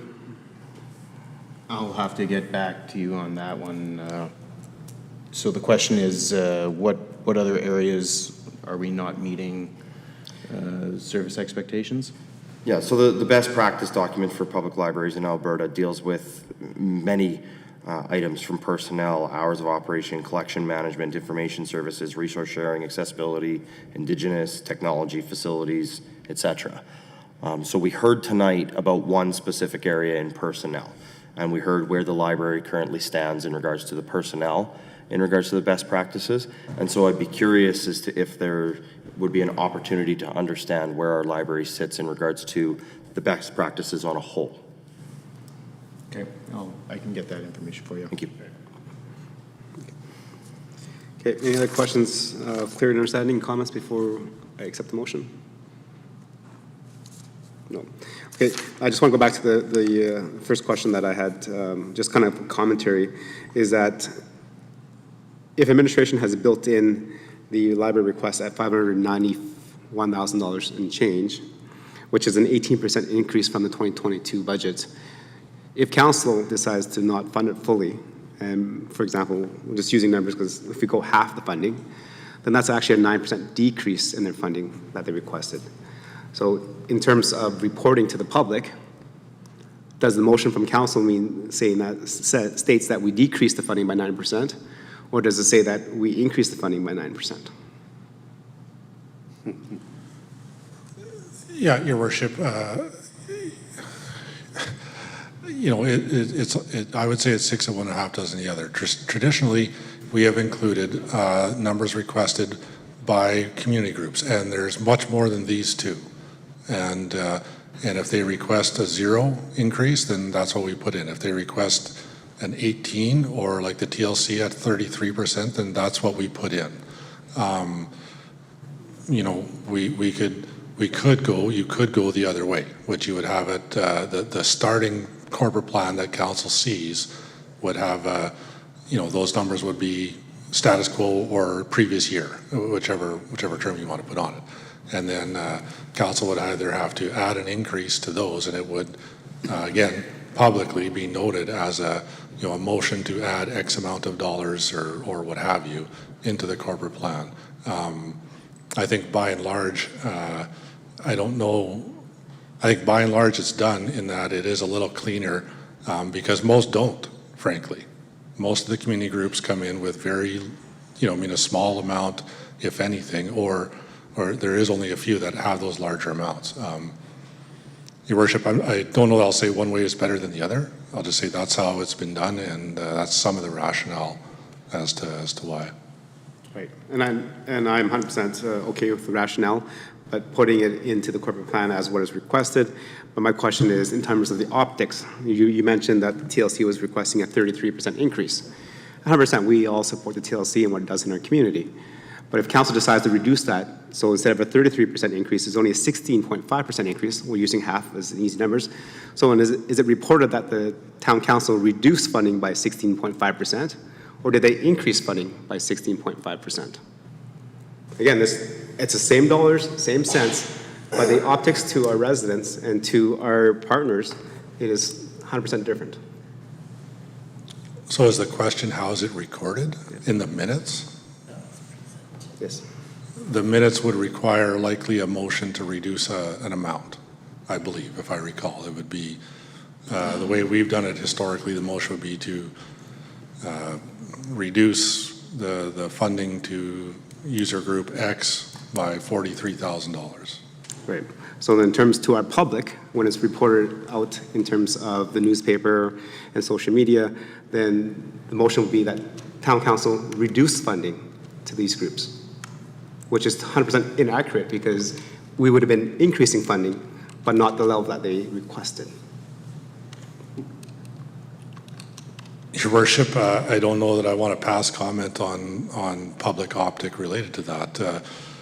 You know, if some people would see an increase to this as a good thing and a decrease would be seen as a bad thing, and I'm sure there would be people in the community that would see the opposite regardless of any particular topic or funding mechanism. I'm not sure if I'm hearing the question properly or if I'm mishearing that question, but you know, at the end of the day, it is one or the other.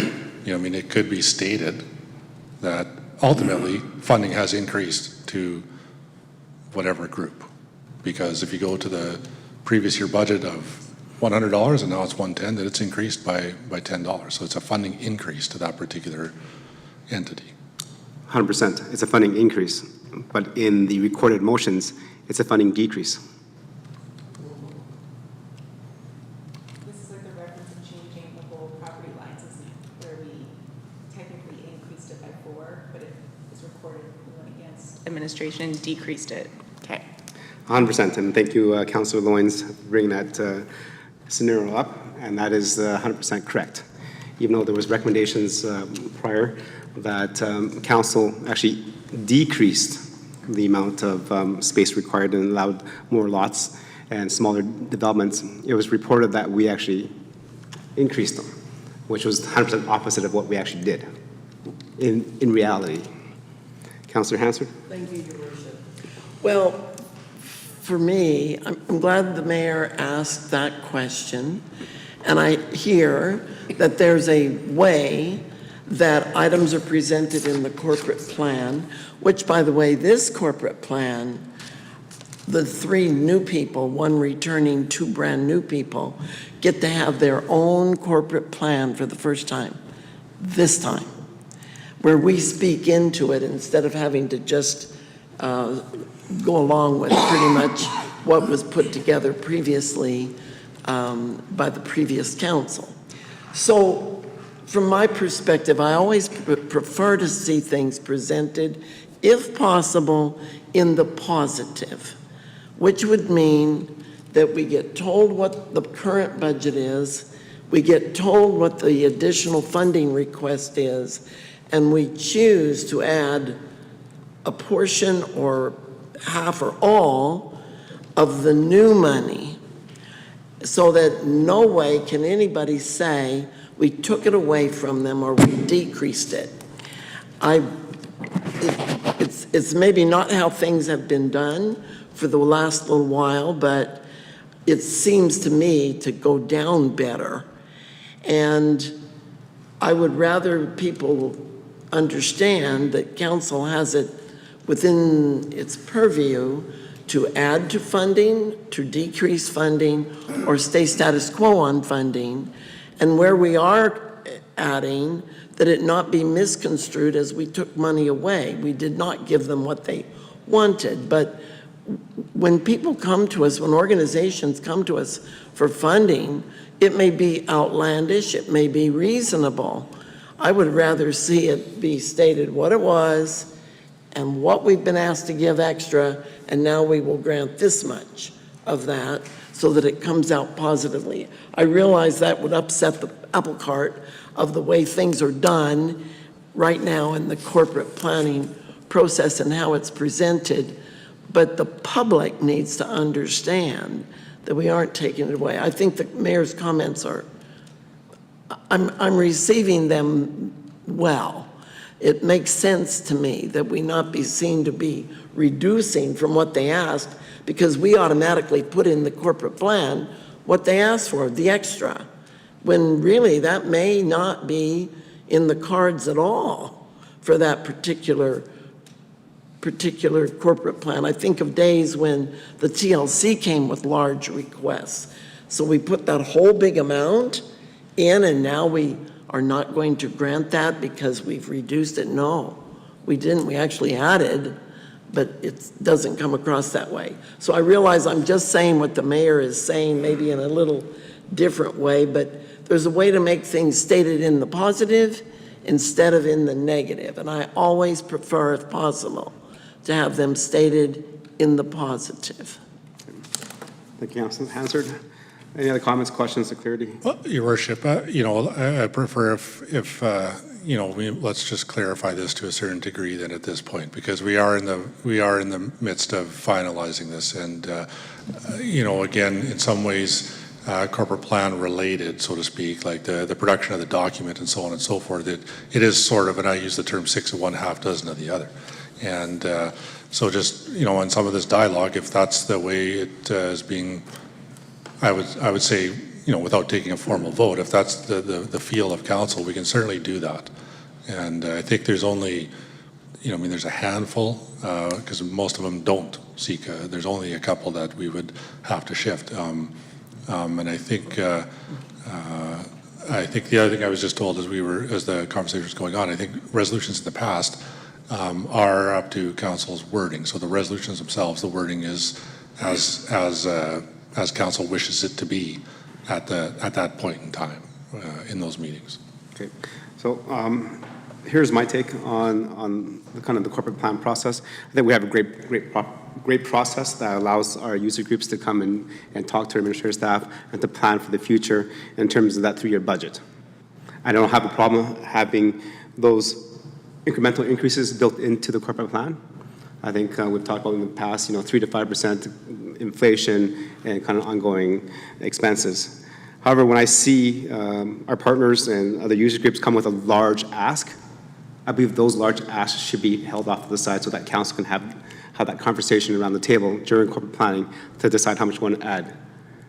Because that will prevent any user group to come in and have a huge ask for us and have that automatically built into the budget, right?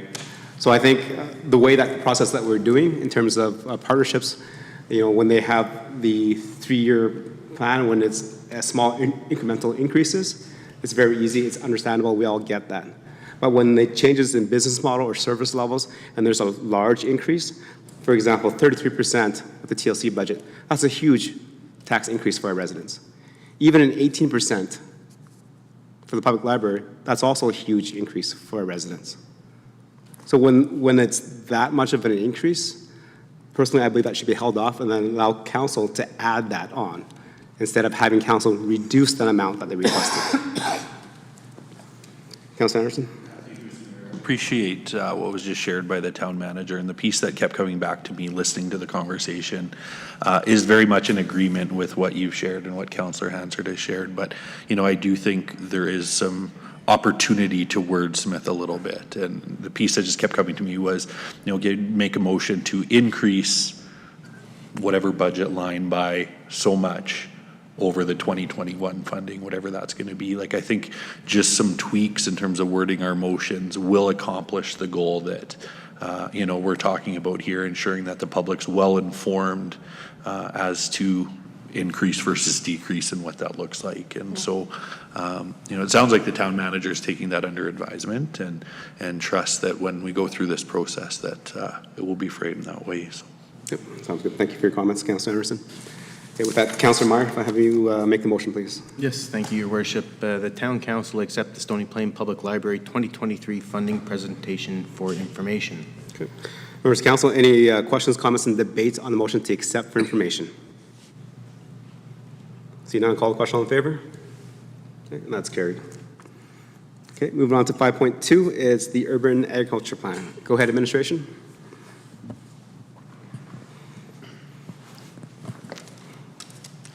Your Worship and Council, we're very excited to be here tonight to present the Urban Agricultural Plan. As part of Council's strategic plan for 2022 to 2025, it was outlined as a key action to bring the Urban Agricultural Plan to Council and subsequently to the town.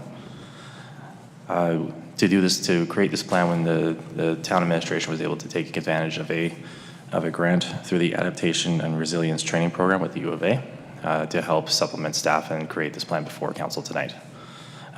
We have a presentation prepared by our sustainability planner, and our manager of planning is here to answer any questions along with the presentation tonight.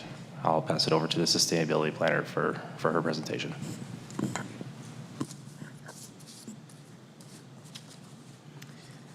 Good evening, Mayor and Council. I am presenting the Urban Agriculture Plan for information.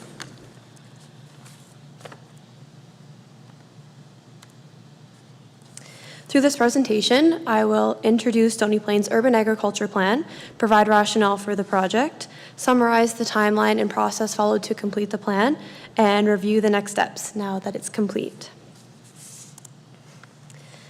The Town of Stony Plain Urban Agriculture Plan guides agriculture development at the municipal level by establishing a framework to encourage a variety of urban agriculture methods, supporting production of and access to local food, and promoting the practice of urban agriculture within the community for current residents and future generations. In this plan, urban agriculture has been defined as activities that grow food or raise livestock within urban areas where the products are intended to be distributed off-site and consumed locally. As a member of the Edmonton Metropolitan Region Board, referred to as the EMRB, Stony Plain is required to support policy developed at the regional level. In 2021, the EMRB developed a Regional Agricultural Master Plan, otherwise referred to as RAMP, to create a harmonized policy framework for identifying and conserving prime agricultural land in the region. This plan includes a requirement for all member municipalities with an urban or rural center to prepare an urban agriculture plan, Stony Plain being included in this requirement. Additionally, as mentioned by the General Manager, the 2022 to 2025 strategic plan has an environmental vision that states the town's intent to strive to protect, preserve, and enhance natural systems. It also includes a key action to develop an urban agriculture plan to align with the regional agricultural master plan.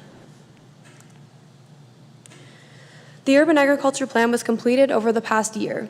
The town hired a university graduate through the Adaptation and Resilience Training Program administered by the University of Alberta to launch the project, complete the background research, conduct public participation opportunities, summarize findings, and create a draft of the plan. From there, town administration reviewed and refined the draft to ensure policies and actions accurately reflected the unique characteristics of Stony Plain. The town hosted 2 public input opportunities to gather thoughts, opinions, and feedback on urban agriculture in Stony Plain. The first was a public survey that had 15 questions. 5 were multiple choice, 5 were Likert scale, and 5 were open-ended. The survey received a total of 187 responses, which have been analyzed in a public participation summary. To highlight some of the major findings from the survey, agriculture was considered an integral part of Stony Plain's past and future. The top 3 most desired urban agriculture types in Stony Plain included fruit-bearing trees, community gardens, and urban beekeeping. The most concerning climate change threat for agricultural productivity, as identified from a predetermined list of threats, was decreased availability of land with nutrient-rich soil. And there was a total of 37 additional comments received that covered a wide range of topics, including sustainability and resiliency, policy, techniques and programming, community development, and agricultural history. Direct survey responses and their detailed analysis are presented in Appendix A of the Urban Agriculture Plan, which starts on page 188 of your agenda package. The second input opportunity was a workshop with council that included presenting an urban agriculture video and a series of group discussion questions related to existing agriculture in Stony Plain, benefits and barriers of urban agriculture, and possible strategies, recommendations, and approaches for implementing urban agriculture. Overall, many similar comments and themes were raised through the survey and the council workshop that were incorporated into the plan. When you read the urban agriculture plan, you'll notice that it's comprised of 5 major components, including the plan's objectives, opportunities and constraints, directions and policies, and specific action items to implement the plan.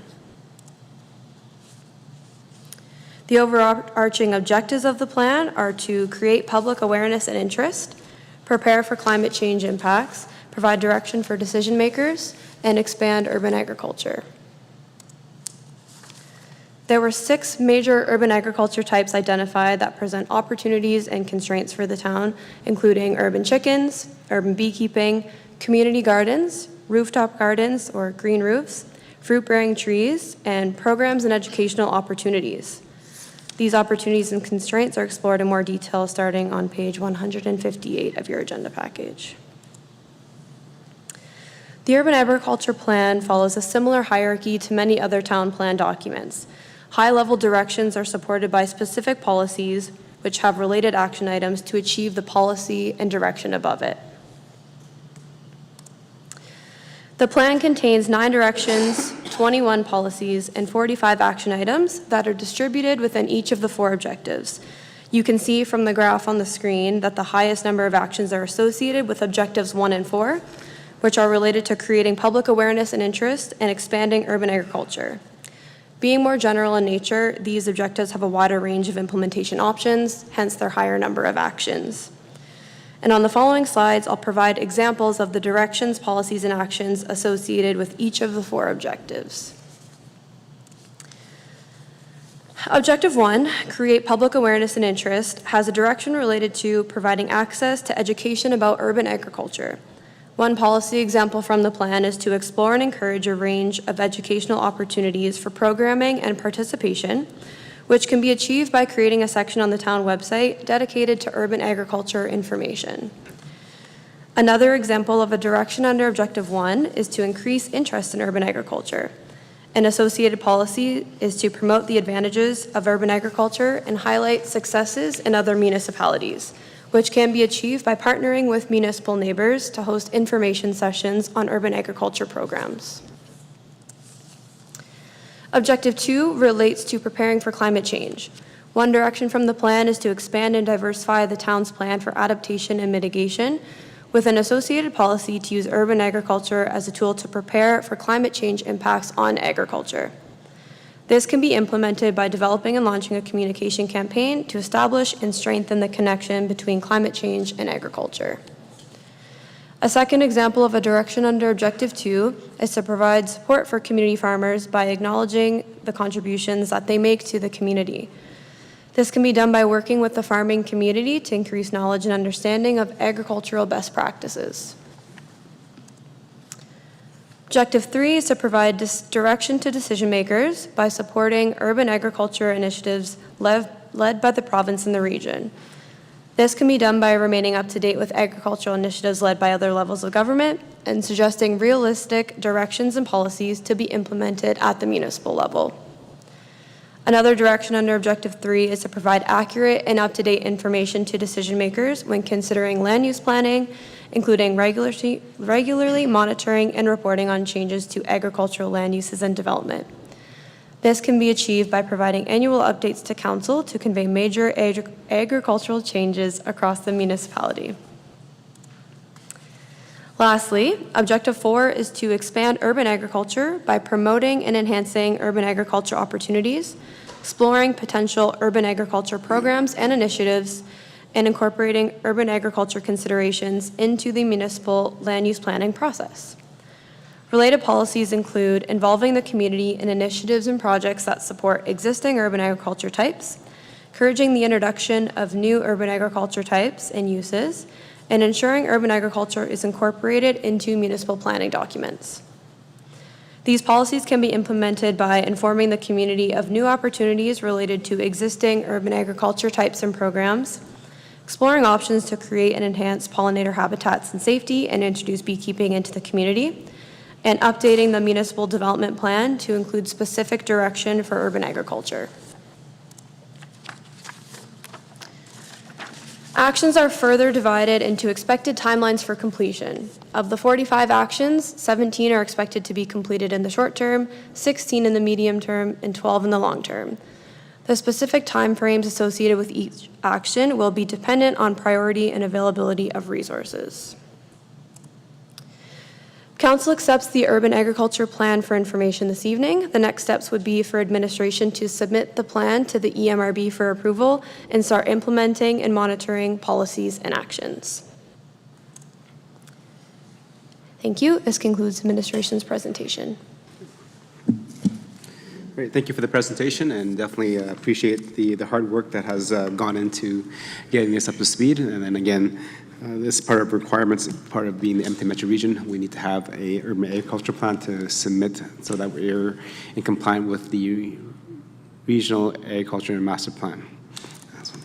Members of council, any questions and comments or for clarity?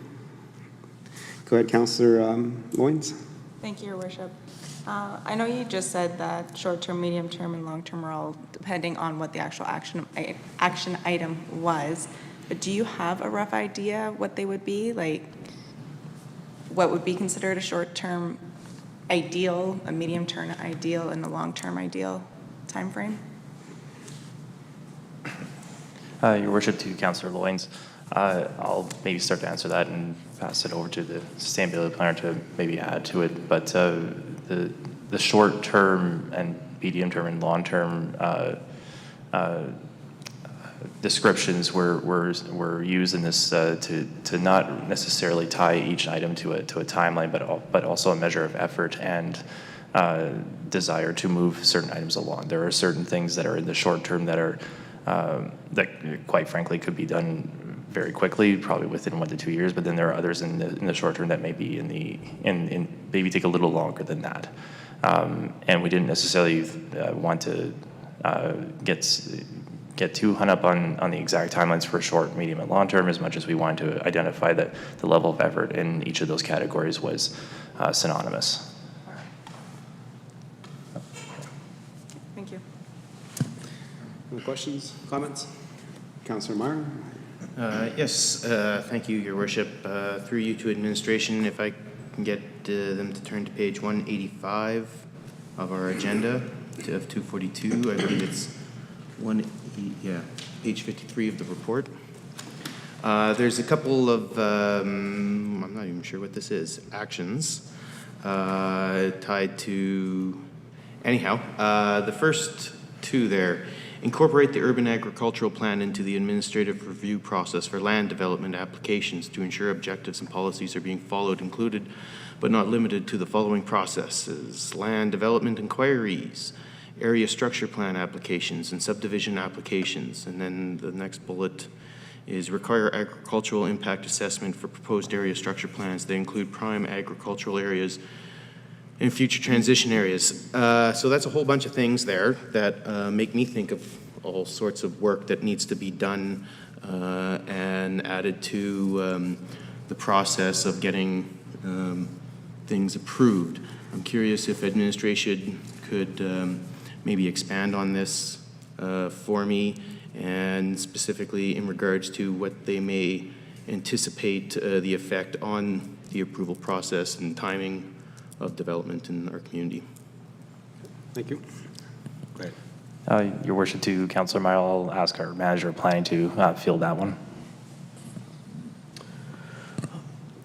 Through your worship, to Councillor Meyer, both of these are good examples of kind of short-term actions that we can implement by, in some ways, just simple changes, adding simple items to a checklist to ensure that we're thinking about them when we're going through processes or applications. In terms of the second one in particular, the agricultural impact assessments, this is something that's going to be required as per the ramp in the long run. So it's something that we're just putting as a specific item that we know we need to do. Again, hence the short term as opposed to, say, the medium or long term.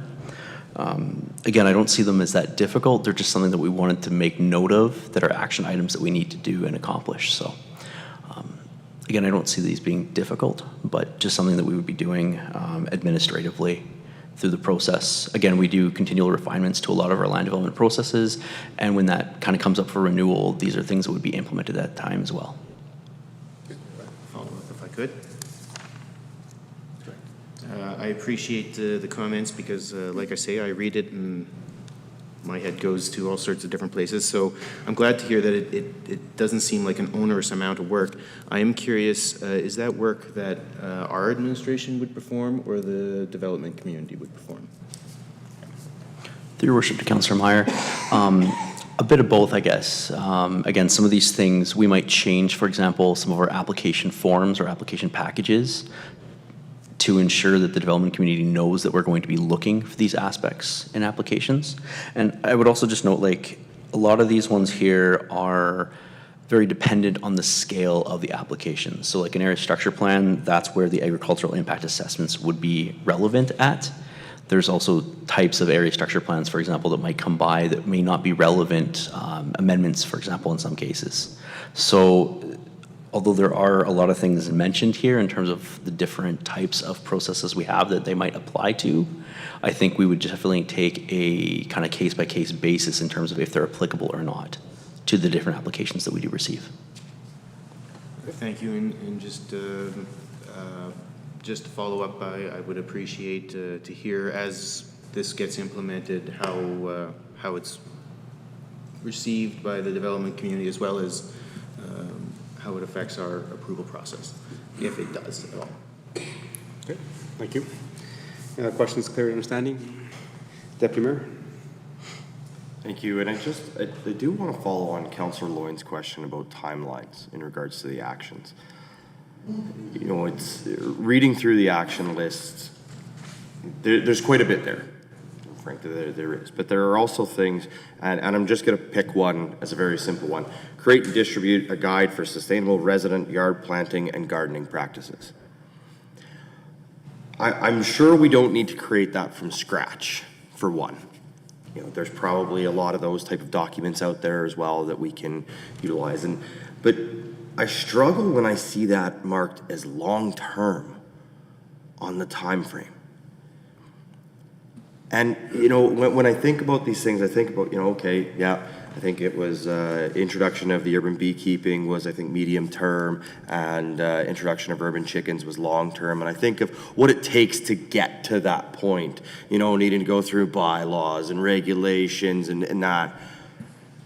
So for something like creating and distributing a guide for sustainable resident yard planting and gardening practices to be in long term, on the same time as something that you have to go through regulatory process and bylaw creation, and that being in long term, I'm not sure that I understand how some of these timeframes were determined. I'm not sure I understand if the time frame on long term for this is the same time frame as long term for the implementation of urban chickens. I'm just not sure that I really get what this time frame actually means. I'm wondering, how can we get more clarity on that? How can we maybe look at some of these items and actually understand when we can anticipate and expect to see some of these things moving forward? Your Worship, through the Deputy Mayor, I'll start answering that, maybe look to my manager of planning here to supplement. But by and large, as the sustainability planner noted, there are a number of different recommendations within this report. And what's really critical to understand in these types of implementations, when you have a lot of good ideas, is really thinking through how and what steps we want to take to implement each one. And each individual item may need a short and medium and long-term item to get to that item that might seem a little bit more less effort, but has some other things ahead of it. So the point here is that I'm trying to get at is that there are, when you're trying to corral a lot of good ideas in a plan to make sure that we're doing right by what the community wants and how they're going to impact neighbors and the community feel with it, we need to take time to understand that. I'll look to my manager of planning to maybe supplement on that. Through your worship to the Deputy Mayor, I think the key part is very similar to the environmental portfolio that we kind of unveiled to the council within the last year or two here. And in terms of that plan having sort of a 5-phase action plan, we often have a lot of competing priorities, limited resources, and in order to get these items done, we do need to at least prioritize which ones we believe would be easier or more succinct in terms of the time frame with other projects we have going on or other constraints. I will ask my sustainability planner here to add additional comments to this, but I want to add that kind of context that a lot of when we're trying to prioritize these, it's sort of our best guess at what makes the most sense today. To say that we're doing some of the medium terms in front of some of the short term, that may take place. We receive direction from council directly, and there's other factors that often influence when we prioritize what we do. So I'll leave that and pass it on here. Thank you.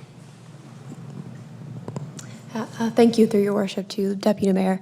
I think that echoing the comments before me, that it is a balancing act, and although some things might seem easier, a low-hanging fruit, it also is trying to understand what's going to have a big impact as well, and where are the resources and the capacity. I think I would have loved to put all of these under the short term, but it's not all me who will be completing some of them.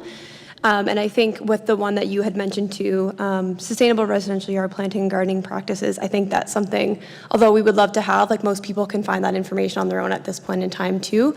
We also do have a list of suitable species in our municipal development standards that people can reference. So some of it is information that's already there, just putting it in a more usable and accessible format. So that might end up being one that ends up getting done sooner. But if you look right below it, there's the create and distribute a guide to support bee safety and promote pollinator habitat. I think when we're looking at it's what would be a bigger need at this point in time, and we might have different opinions on that, but hopefully the goal is that we'll get them all done at some point. But for now, it's just kind of, like I said, that balancing act and what is feasible for us to do at this time and what is really going to help our residents with some of those greater desires that we heard in the survey. So, thank you. Thank you, and I appreciate the answer, and I agree. I do believe that as we move forward with this, you know, there are quick wins that are important. Very important. You know, this is something that we don't want to leave on the shelf for 2 or 3 years. And there are a lot of things in here. There are a lot of actions in here. And there are a lot of things in here that will take time. And that's but I'm glad you brought up the one that was right below it. Because I agree, there's obviously going to be differing in priorities, but those ones I look at, and to me, those go hand in hand. If we're talking to residents about how to promote and enhance a pollinator habitat on their property, that to me would go hand in hand with residential yard planting and gardening practices. So I am confused on how one of those can be short-term and one of those can be long-term, when the synchronicities between the two of them seem so high. Again, completely respect and understand it. Completely respect and understand that, you know, what might be short-term here could be 2 months and the long-term on this one could be 3 months. There's no timeline tied to it, so it's hard to understand how that differs. But I'm encouraged to hear that you are looking at the things that you feel are the highest priority that we can implement quickly to get urban agriculture to the front and center of our residents' mind and begin rolling it out. I'm, again, maybe not necessarily in agreement with the order that some of them are in, and I would agree with you. As many as short-term as possible, I think would be fantastic, but understanding that there has to be balance there. So appreciate your response to that. Thank you. Councilor Pletchko. Yes, thank you, Your Worship. Well, I don't want to beat a dead horse to death, but the one thing when I read through most of the reports that we have that are so vague with timelines, I just wonder why we spend money on something that has no timeline, no small outcome, no anything attached to it. When we do these reports, is there any way that when we can instruct the people that are doing them to have some key points that they could pick out that would be some short-term wins that we could add to it so that actually have a timeline on it? Something that says, you know, in the next 3 years, we're able to have a program for the gardening programs or the bee things. It gives us something that we can relate a plan to. But when you look at this plan, for me, and there's nothing to it, when is the next time that we see it? And I understand that when we're doing these, we're appeasing some of the people that we need to appease to get these reports done. But we do them and then they sit on the shelf because we don't have the timelines. We don't have the people to do it. And we don't have anything that's in writing that's clearly that says this is a timeline where we're going to actually see this back. So it would be a real easy process, I think, when we start this process, that we have some key objectives that we want to achieve. And it's in several reports that I've seen over the last little while, and it's a concern that I have. We spend taxpayer dollars to say we're going to do something, but we really don't give them any timeline that we're going to see it. So if we can just come up with a little bit of a timeline on a few objects, it would give council a bit of a picture of where this is headed, and we would get to see it back where we could actually pick some more timelines as to what it was. And also, if it's something that's way too much for administration to do, it's a good time to add into a budget where we may need some more staff. So, you know, it's a good opportunity for a number of things, I think, that brings some clear light to what we're doing at this table, and we're also justifying the costs that we're spending along the way. Okay. Thank you for those comments, both to the Deputy Mayor and Councillor Loyens and also Councillor Pletchko. I think there is a little bit of angst in terms of getting work done, the action plan. You know, we have no problem accepting the urban agricultural plan, which is very similar to the many plans that we have. And we see that as a long-term direction of our community. But in terms of the actions of short-term, medium-term, and long-term, what does that look like? For example, within Town Stony Plain, we have the municipal development plan, which is the 25-year range within Town Stony Plain. But yet we have the strategic plan, which is a 3-year, so the shorter term. So when we ask about short term, is it 0 to 5, medium term is 5 to 10, and long term is 10 to 15? Or do they just flow back and forth? Because if they flow back and forth, is what I heard, based on timing, availability of staff, then they all shouldn't be labeled short term, long term, or medium term. Because I think that's the concern that I've heard here from 3 of my councillors. And so if we have it short term, safely can we say that when we go and we interact with a resident, you know, these are listed as short term, so within the next 5 years, we should have these things accomplished. Is that safe to say? Your Worship, you know, I can maybe provide some comment or some context there. And so certainly understanding or hearing, questions about timing and, is that year 1, year 2, year 3, so on and so forth. And I think, Your Worship, if I may, again, this is a plan, these are plans, we have, stormwater master plans, transportation master plans, so on and so forth. And as council's well aware, we have a great number of those. When we use the short term or medium or long term, again, my rule of thumb, short term is 1 to 3, midterm is 3 to 5, and then a little bit longer than that. That's generally how I would look at it. The corporate plan fits that rough timeline, then the strategic plan, then municipal development plan. So I appreciate, or I would acknowledge the question, the concern. The challenge whenever we have these level of plans, which would be on our mid-level plans, so they're not the MDP, the core plan, or the strategic plan. If you were to put those hard times into all of these plans, I think there was a comment about, that would imply, I don't know. That would imply significant staffing increases, significant cost increases. If you were to go with the letter of the law of, this is the 1 year, 1 year, 2 year, 3. So what we tend to do is use these sorts of, estimated timelines for sequencing that, not just the sequencing of this plan, but how it impacts the other plans, both within a certain department, but also within the organization as a whole. And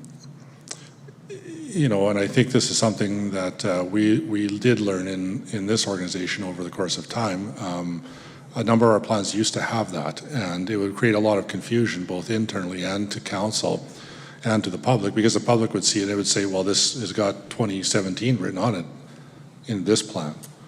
And then it would get into the broader work. It would end up in a corporate plan of sorts or a budget, and it wouldn't be in there, and it would automatically be missed or not done. Members of the public, would start to inquire as to how come that wasn't in there, or why wasn't it? This plan says 2017, it's 2019, how come that wasn't done? So if I can summarize that, there is some method in that these are set to understand, again, short-term, medium, longer term, or immediate, medium term and beyond, because they all funnel into the larger corporate plans, department plans, and so on. And again, that's how we present it to council. Ultimately, overall, the corporate plan that guides all of these, and that's the one that's again clearly tracked. I would just, I guess, finish up saying that, there's not necessarily a perfect system, but this is one of, like I think was alluded to, probably a dozen, if not more, plans of this nature in our hierarchy of planning. I'll stop there. I don't know if that helped or hindered, but I'll stop there for now. Okay. No, I appreciate the commentary, and I think council is aware that it is a balancing act. There are existing priorities out there and different things, as mentioned by our staff, that if you wanted to accomplish everything, you need tons of manpower, et cetera. We understand that. I think the idea is to have a little better understanding what short-term is. From my understanding, what we heard from the commentary from our admin staff, it could be a year, it could be 5 years, it could be 10 years. That's short-term. It's just depending on when the staff get allocated to complete that. So, which is fine. And we knew that with our capital plans and corporate plans, et cetera, there's long-term, medium-term, and short-term. So in terms of when we ask about short-term, based on workload and everything, we project it to be done within 5 years. I think that was the answer we were looking for. And medium terms that we project to be done in 10 years. So then we have room to move and to balance the competing priorities. I think the issue was that there was not a time frame given. Right, members, council, any other questions, comments for clarity? Okay. Councilor Anderson, go ahead. Thank you, Mr. Mayor. I appreciate the time in the presentation this evening. This is one that I've been asking about since it first came through, and I'm really excited to see what's been put together here. I've tried to collect my thoughts and questions because there's so much that I want to share that I'm excited about and those sorts of things, but we'll try to keep it a little bit briefer. I'm just looking at page 230 of our agenda package, and it specifically lists 6 different opportunities that exist in our community to explore urban agriculture. I'm wondering if you can maybe provide some further information. Is this kind of our goal to include all 6 of these? Is there a bit of a hierarchy here in terms of what we want to see? Just curious kind of what our priorities are when we're looking at these different opportunities. Through your worship to Councillor Anderson, of the 6 different topics, I think it's just important to note that, as we mentioned earlier, we did have a graduate student come in and do some research on this. So I think just to be kind of candid on this, these were kind of the 6 major topics that our graduate student observed when she did kind of a best practice analysis of other municipalities and just generally for urban agriculture. Again, from my standpoint, looking at them, the urban chickens, urban beekeeping, community gardens, those are kind of the top 3 that most of what I'm familiar with when I've done my own research on these. In terms of the rooftop gardens, a little bit more unique, a little bit kind of challenging sometimes to implement. Fruit-bearing trees, I think the municipality has a little bit more of a hand in that. Promotion, definitely, I think, is an aspect as well, but it's something the municipality can kind of get in a little bit on its own. In terms of the program and education, I think that was, from my standpoint, kind of an overarching intent of the urban agriculture. Again, because part of this was just finding out our community's receptivity to this topic. It is a relatively new type of plan, if you would. It's not something that we've had in the area before. Even the work that the MRB had done with the ramp, first time I think I've heard that regionally being done and focused on. So I think part of why you've seen even the different 6 topics and some of the different action items is really to just understand that receptivity both with council. I know we did do a workshop with council, previous council I believe, but again, this is an infancy stage for a plan like this. So we're really kind of testing the waters a little bit with this and seeing what the receptivity, and I'm hopeful with what I'm seeing tonight. So thank you. Perfect. No, and I appreciate that. And there's certainly some of the 6 that I think are more feasible for our community than others. And I think you alluded to some of that. And you're absolutely right. Things like community gardens, fruit-bearing trees probably have maybe a shorter term application with a larger effect than something like urban chickens might. And so I appreciate the action item there specifically to explore the feasibility of that, because I think there's a potential larger impact there for our residents. So I appreciate that. Just a little bit of verbiage as I've kind of read through some of the actions.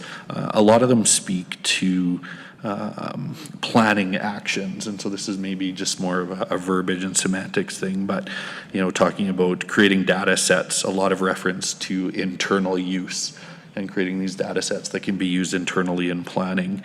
But I think some of them are going to have some impact in terms of being forward-facing as well for our residents. And so, for residents to be aware of locations in our community that have community gardens, or where, what path they can go down to find that apple tree or those raspberry bushes and that sort of thing. I think, there's a tremendous application there. I love, again, I think I alluded to this earlier, love that this is coming up today with the food bank being here, because I see tremendous synergy between urban agriculture and food security for residents in our community. And looking at opportunities, with, food bank, food for the soul, community kitchen, school food programs across the board, I think there's so much opportunity that presents itself. Fruit-bearing trees during our Arbor Day planting, once those data sets are created. And so I appreciate what we're seeing. I appreciate the comments of council of, wanting to see some timelines. And I think that speaks to, our excitement for what this provides for our community and the opportunities that are presented here. So I'm excited to see where this goes, and really appreciate the time and effort that's been put into developing our urban ag program. So thank you for that.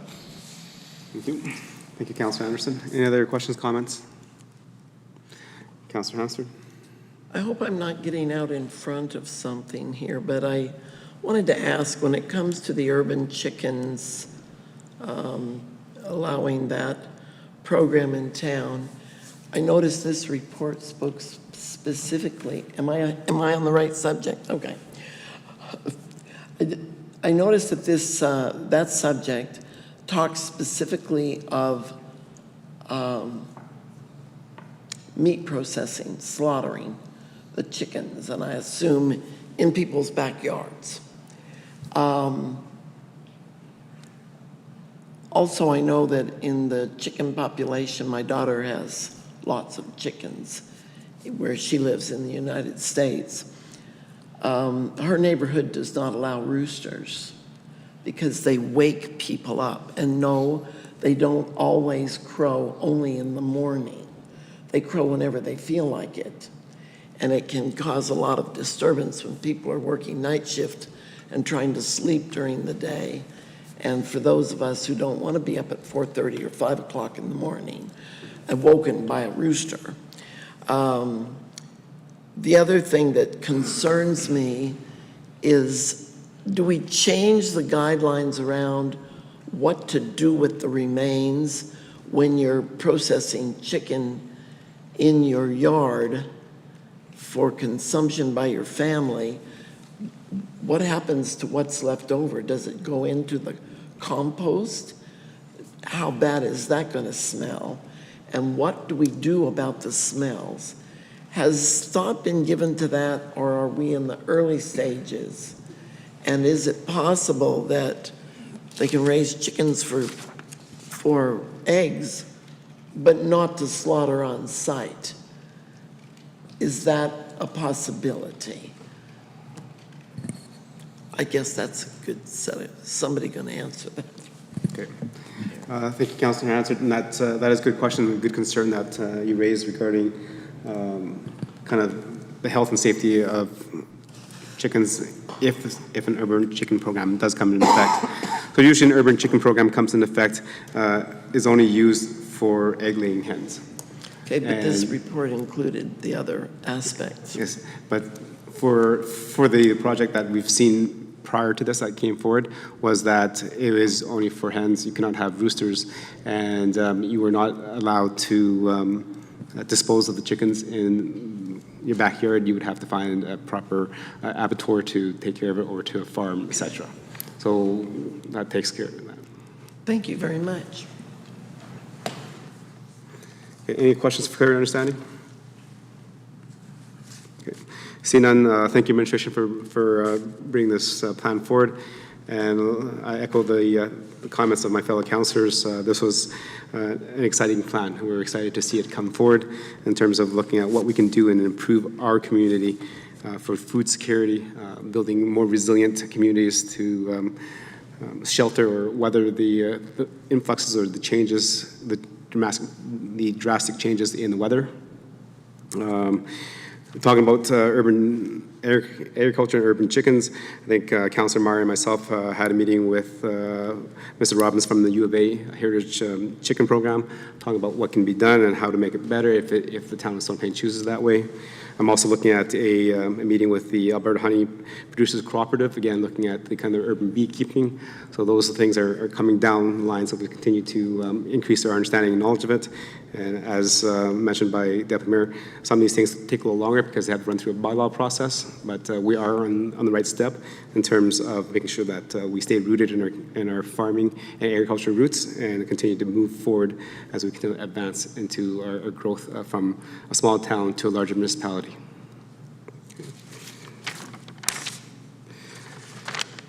See no more. Councillor Fletchko with motion, please. Yes, thank you, Your Worship. The Town Council accept the Urban Agriculture Plan for information. Okay, thank you. Members of Council, any comments, questions, debate on the motion to accept for information? Call the question. All in favor? Thank you. Okay, moving on to number 6, which is council discussion. So members of council, this is the time to update our staff for any concerns that you heard from residents, or just provide some general comment and commentary for the members of council. Councillor Anderson. Thank you, Mr. Mayor.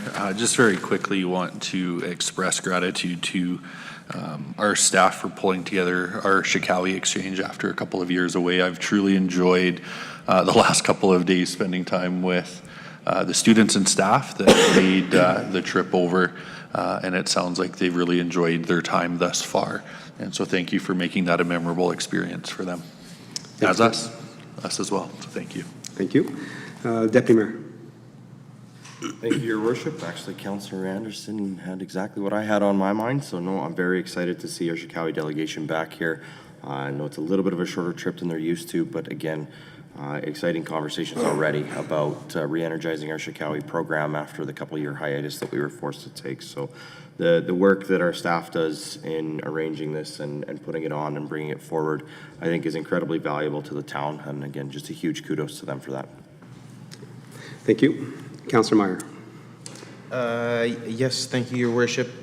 Just highlight the opportunity this last 30th to participate in the second reconciliation. I'm forgetting the second word. Truth and Reconciliation. Truth and Reconciliation, thank you. Truth and Reconciliation, and highlight the opportunity to take part in the Elder Walk. Very strong showing there on behalf of the community. It was a very strong visual as well, with the large crowd walking down Main Street. So glad to see so many residents participating.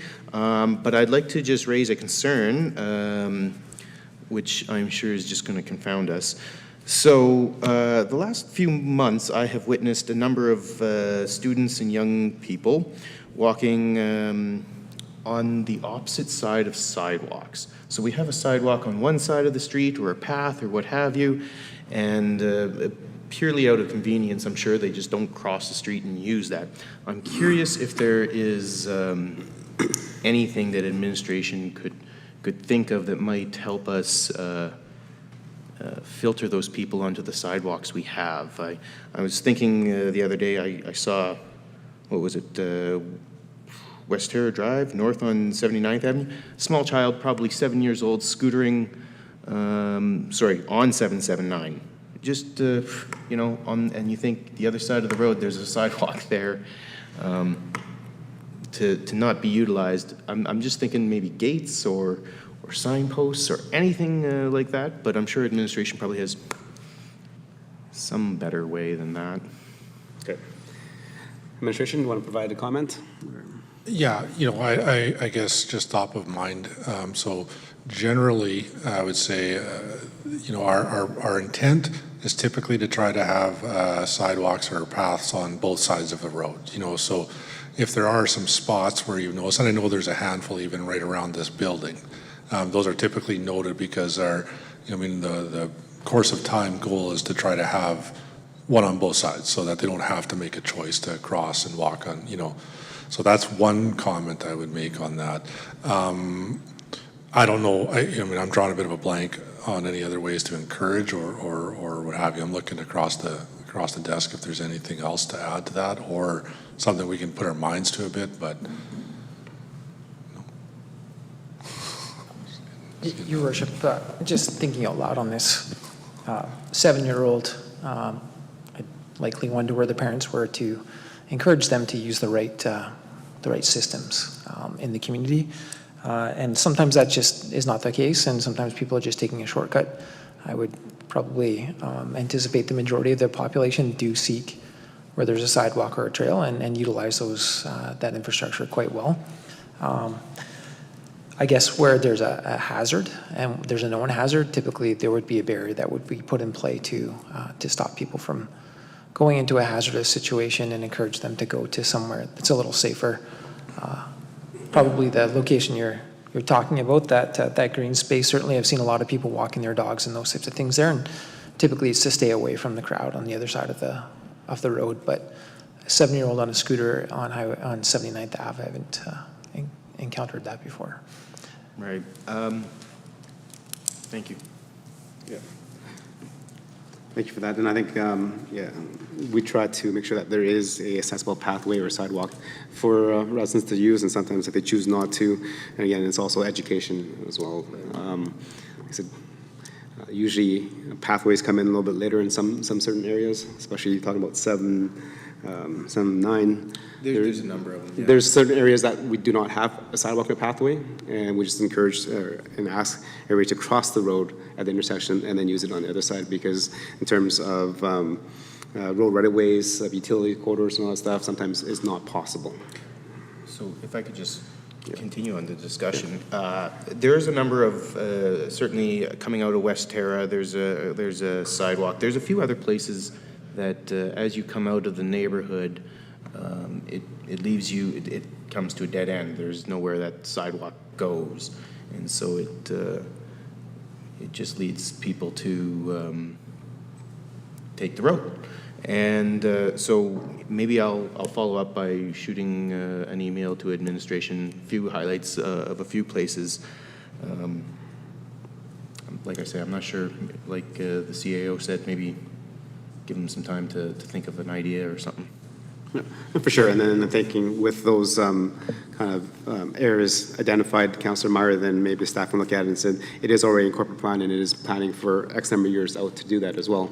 Very much similar to 779. You know, we had a trail on one side, we had sidewalk on one side and nothing on the other side. And then that got redeveloped, and we have a sidewalk on most sides, and we have trail on the other side too. So again, that's also just progress within the town of Stony Plain. Perfect. Thank you. Councillor Pletchko. Yes, thank you, Your Worship. Just one thing for this evening, similar to Councillor Meyer, it's speed on 79th Ave. If we could have our CPOs maybe spend a little more time out there again. That's 7 o'clock in the morning range, and I'm not sure what time they start, but 7 o'clock in the morning, that seems to be a $1.20, $1.30 zone.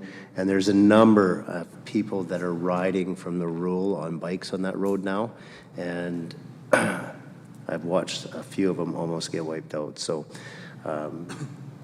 throughout the day, on occasion, they've been out there, and it's been appreciated. I know lots of the residents, including some of the rural people, are speaking highly of it, but there seems to be a number of frequently people that just really like it as the new drag strip, which is typical in a new highway.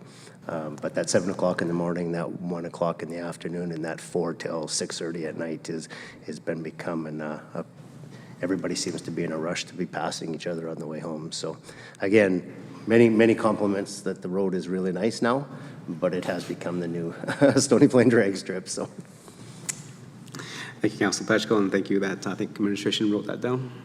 Okay. Councillor Loynes. Thank you, Your Worship. Just a couple of things. Reminder, October is Breast Cancer Awareness Month, and I know it's always talked about being a woman's cancer. However, men do get it, so it does help that men also get checked out.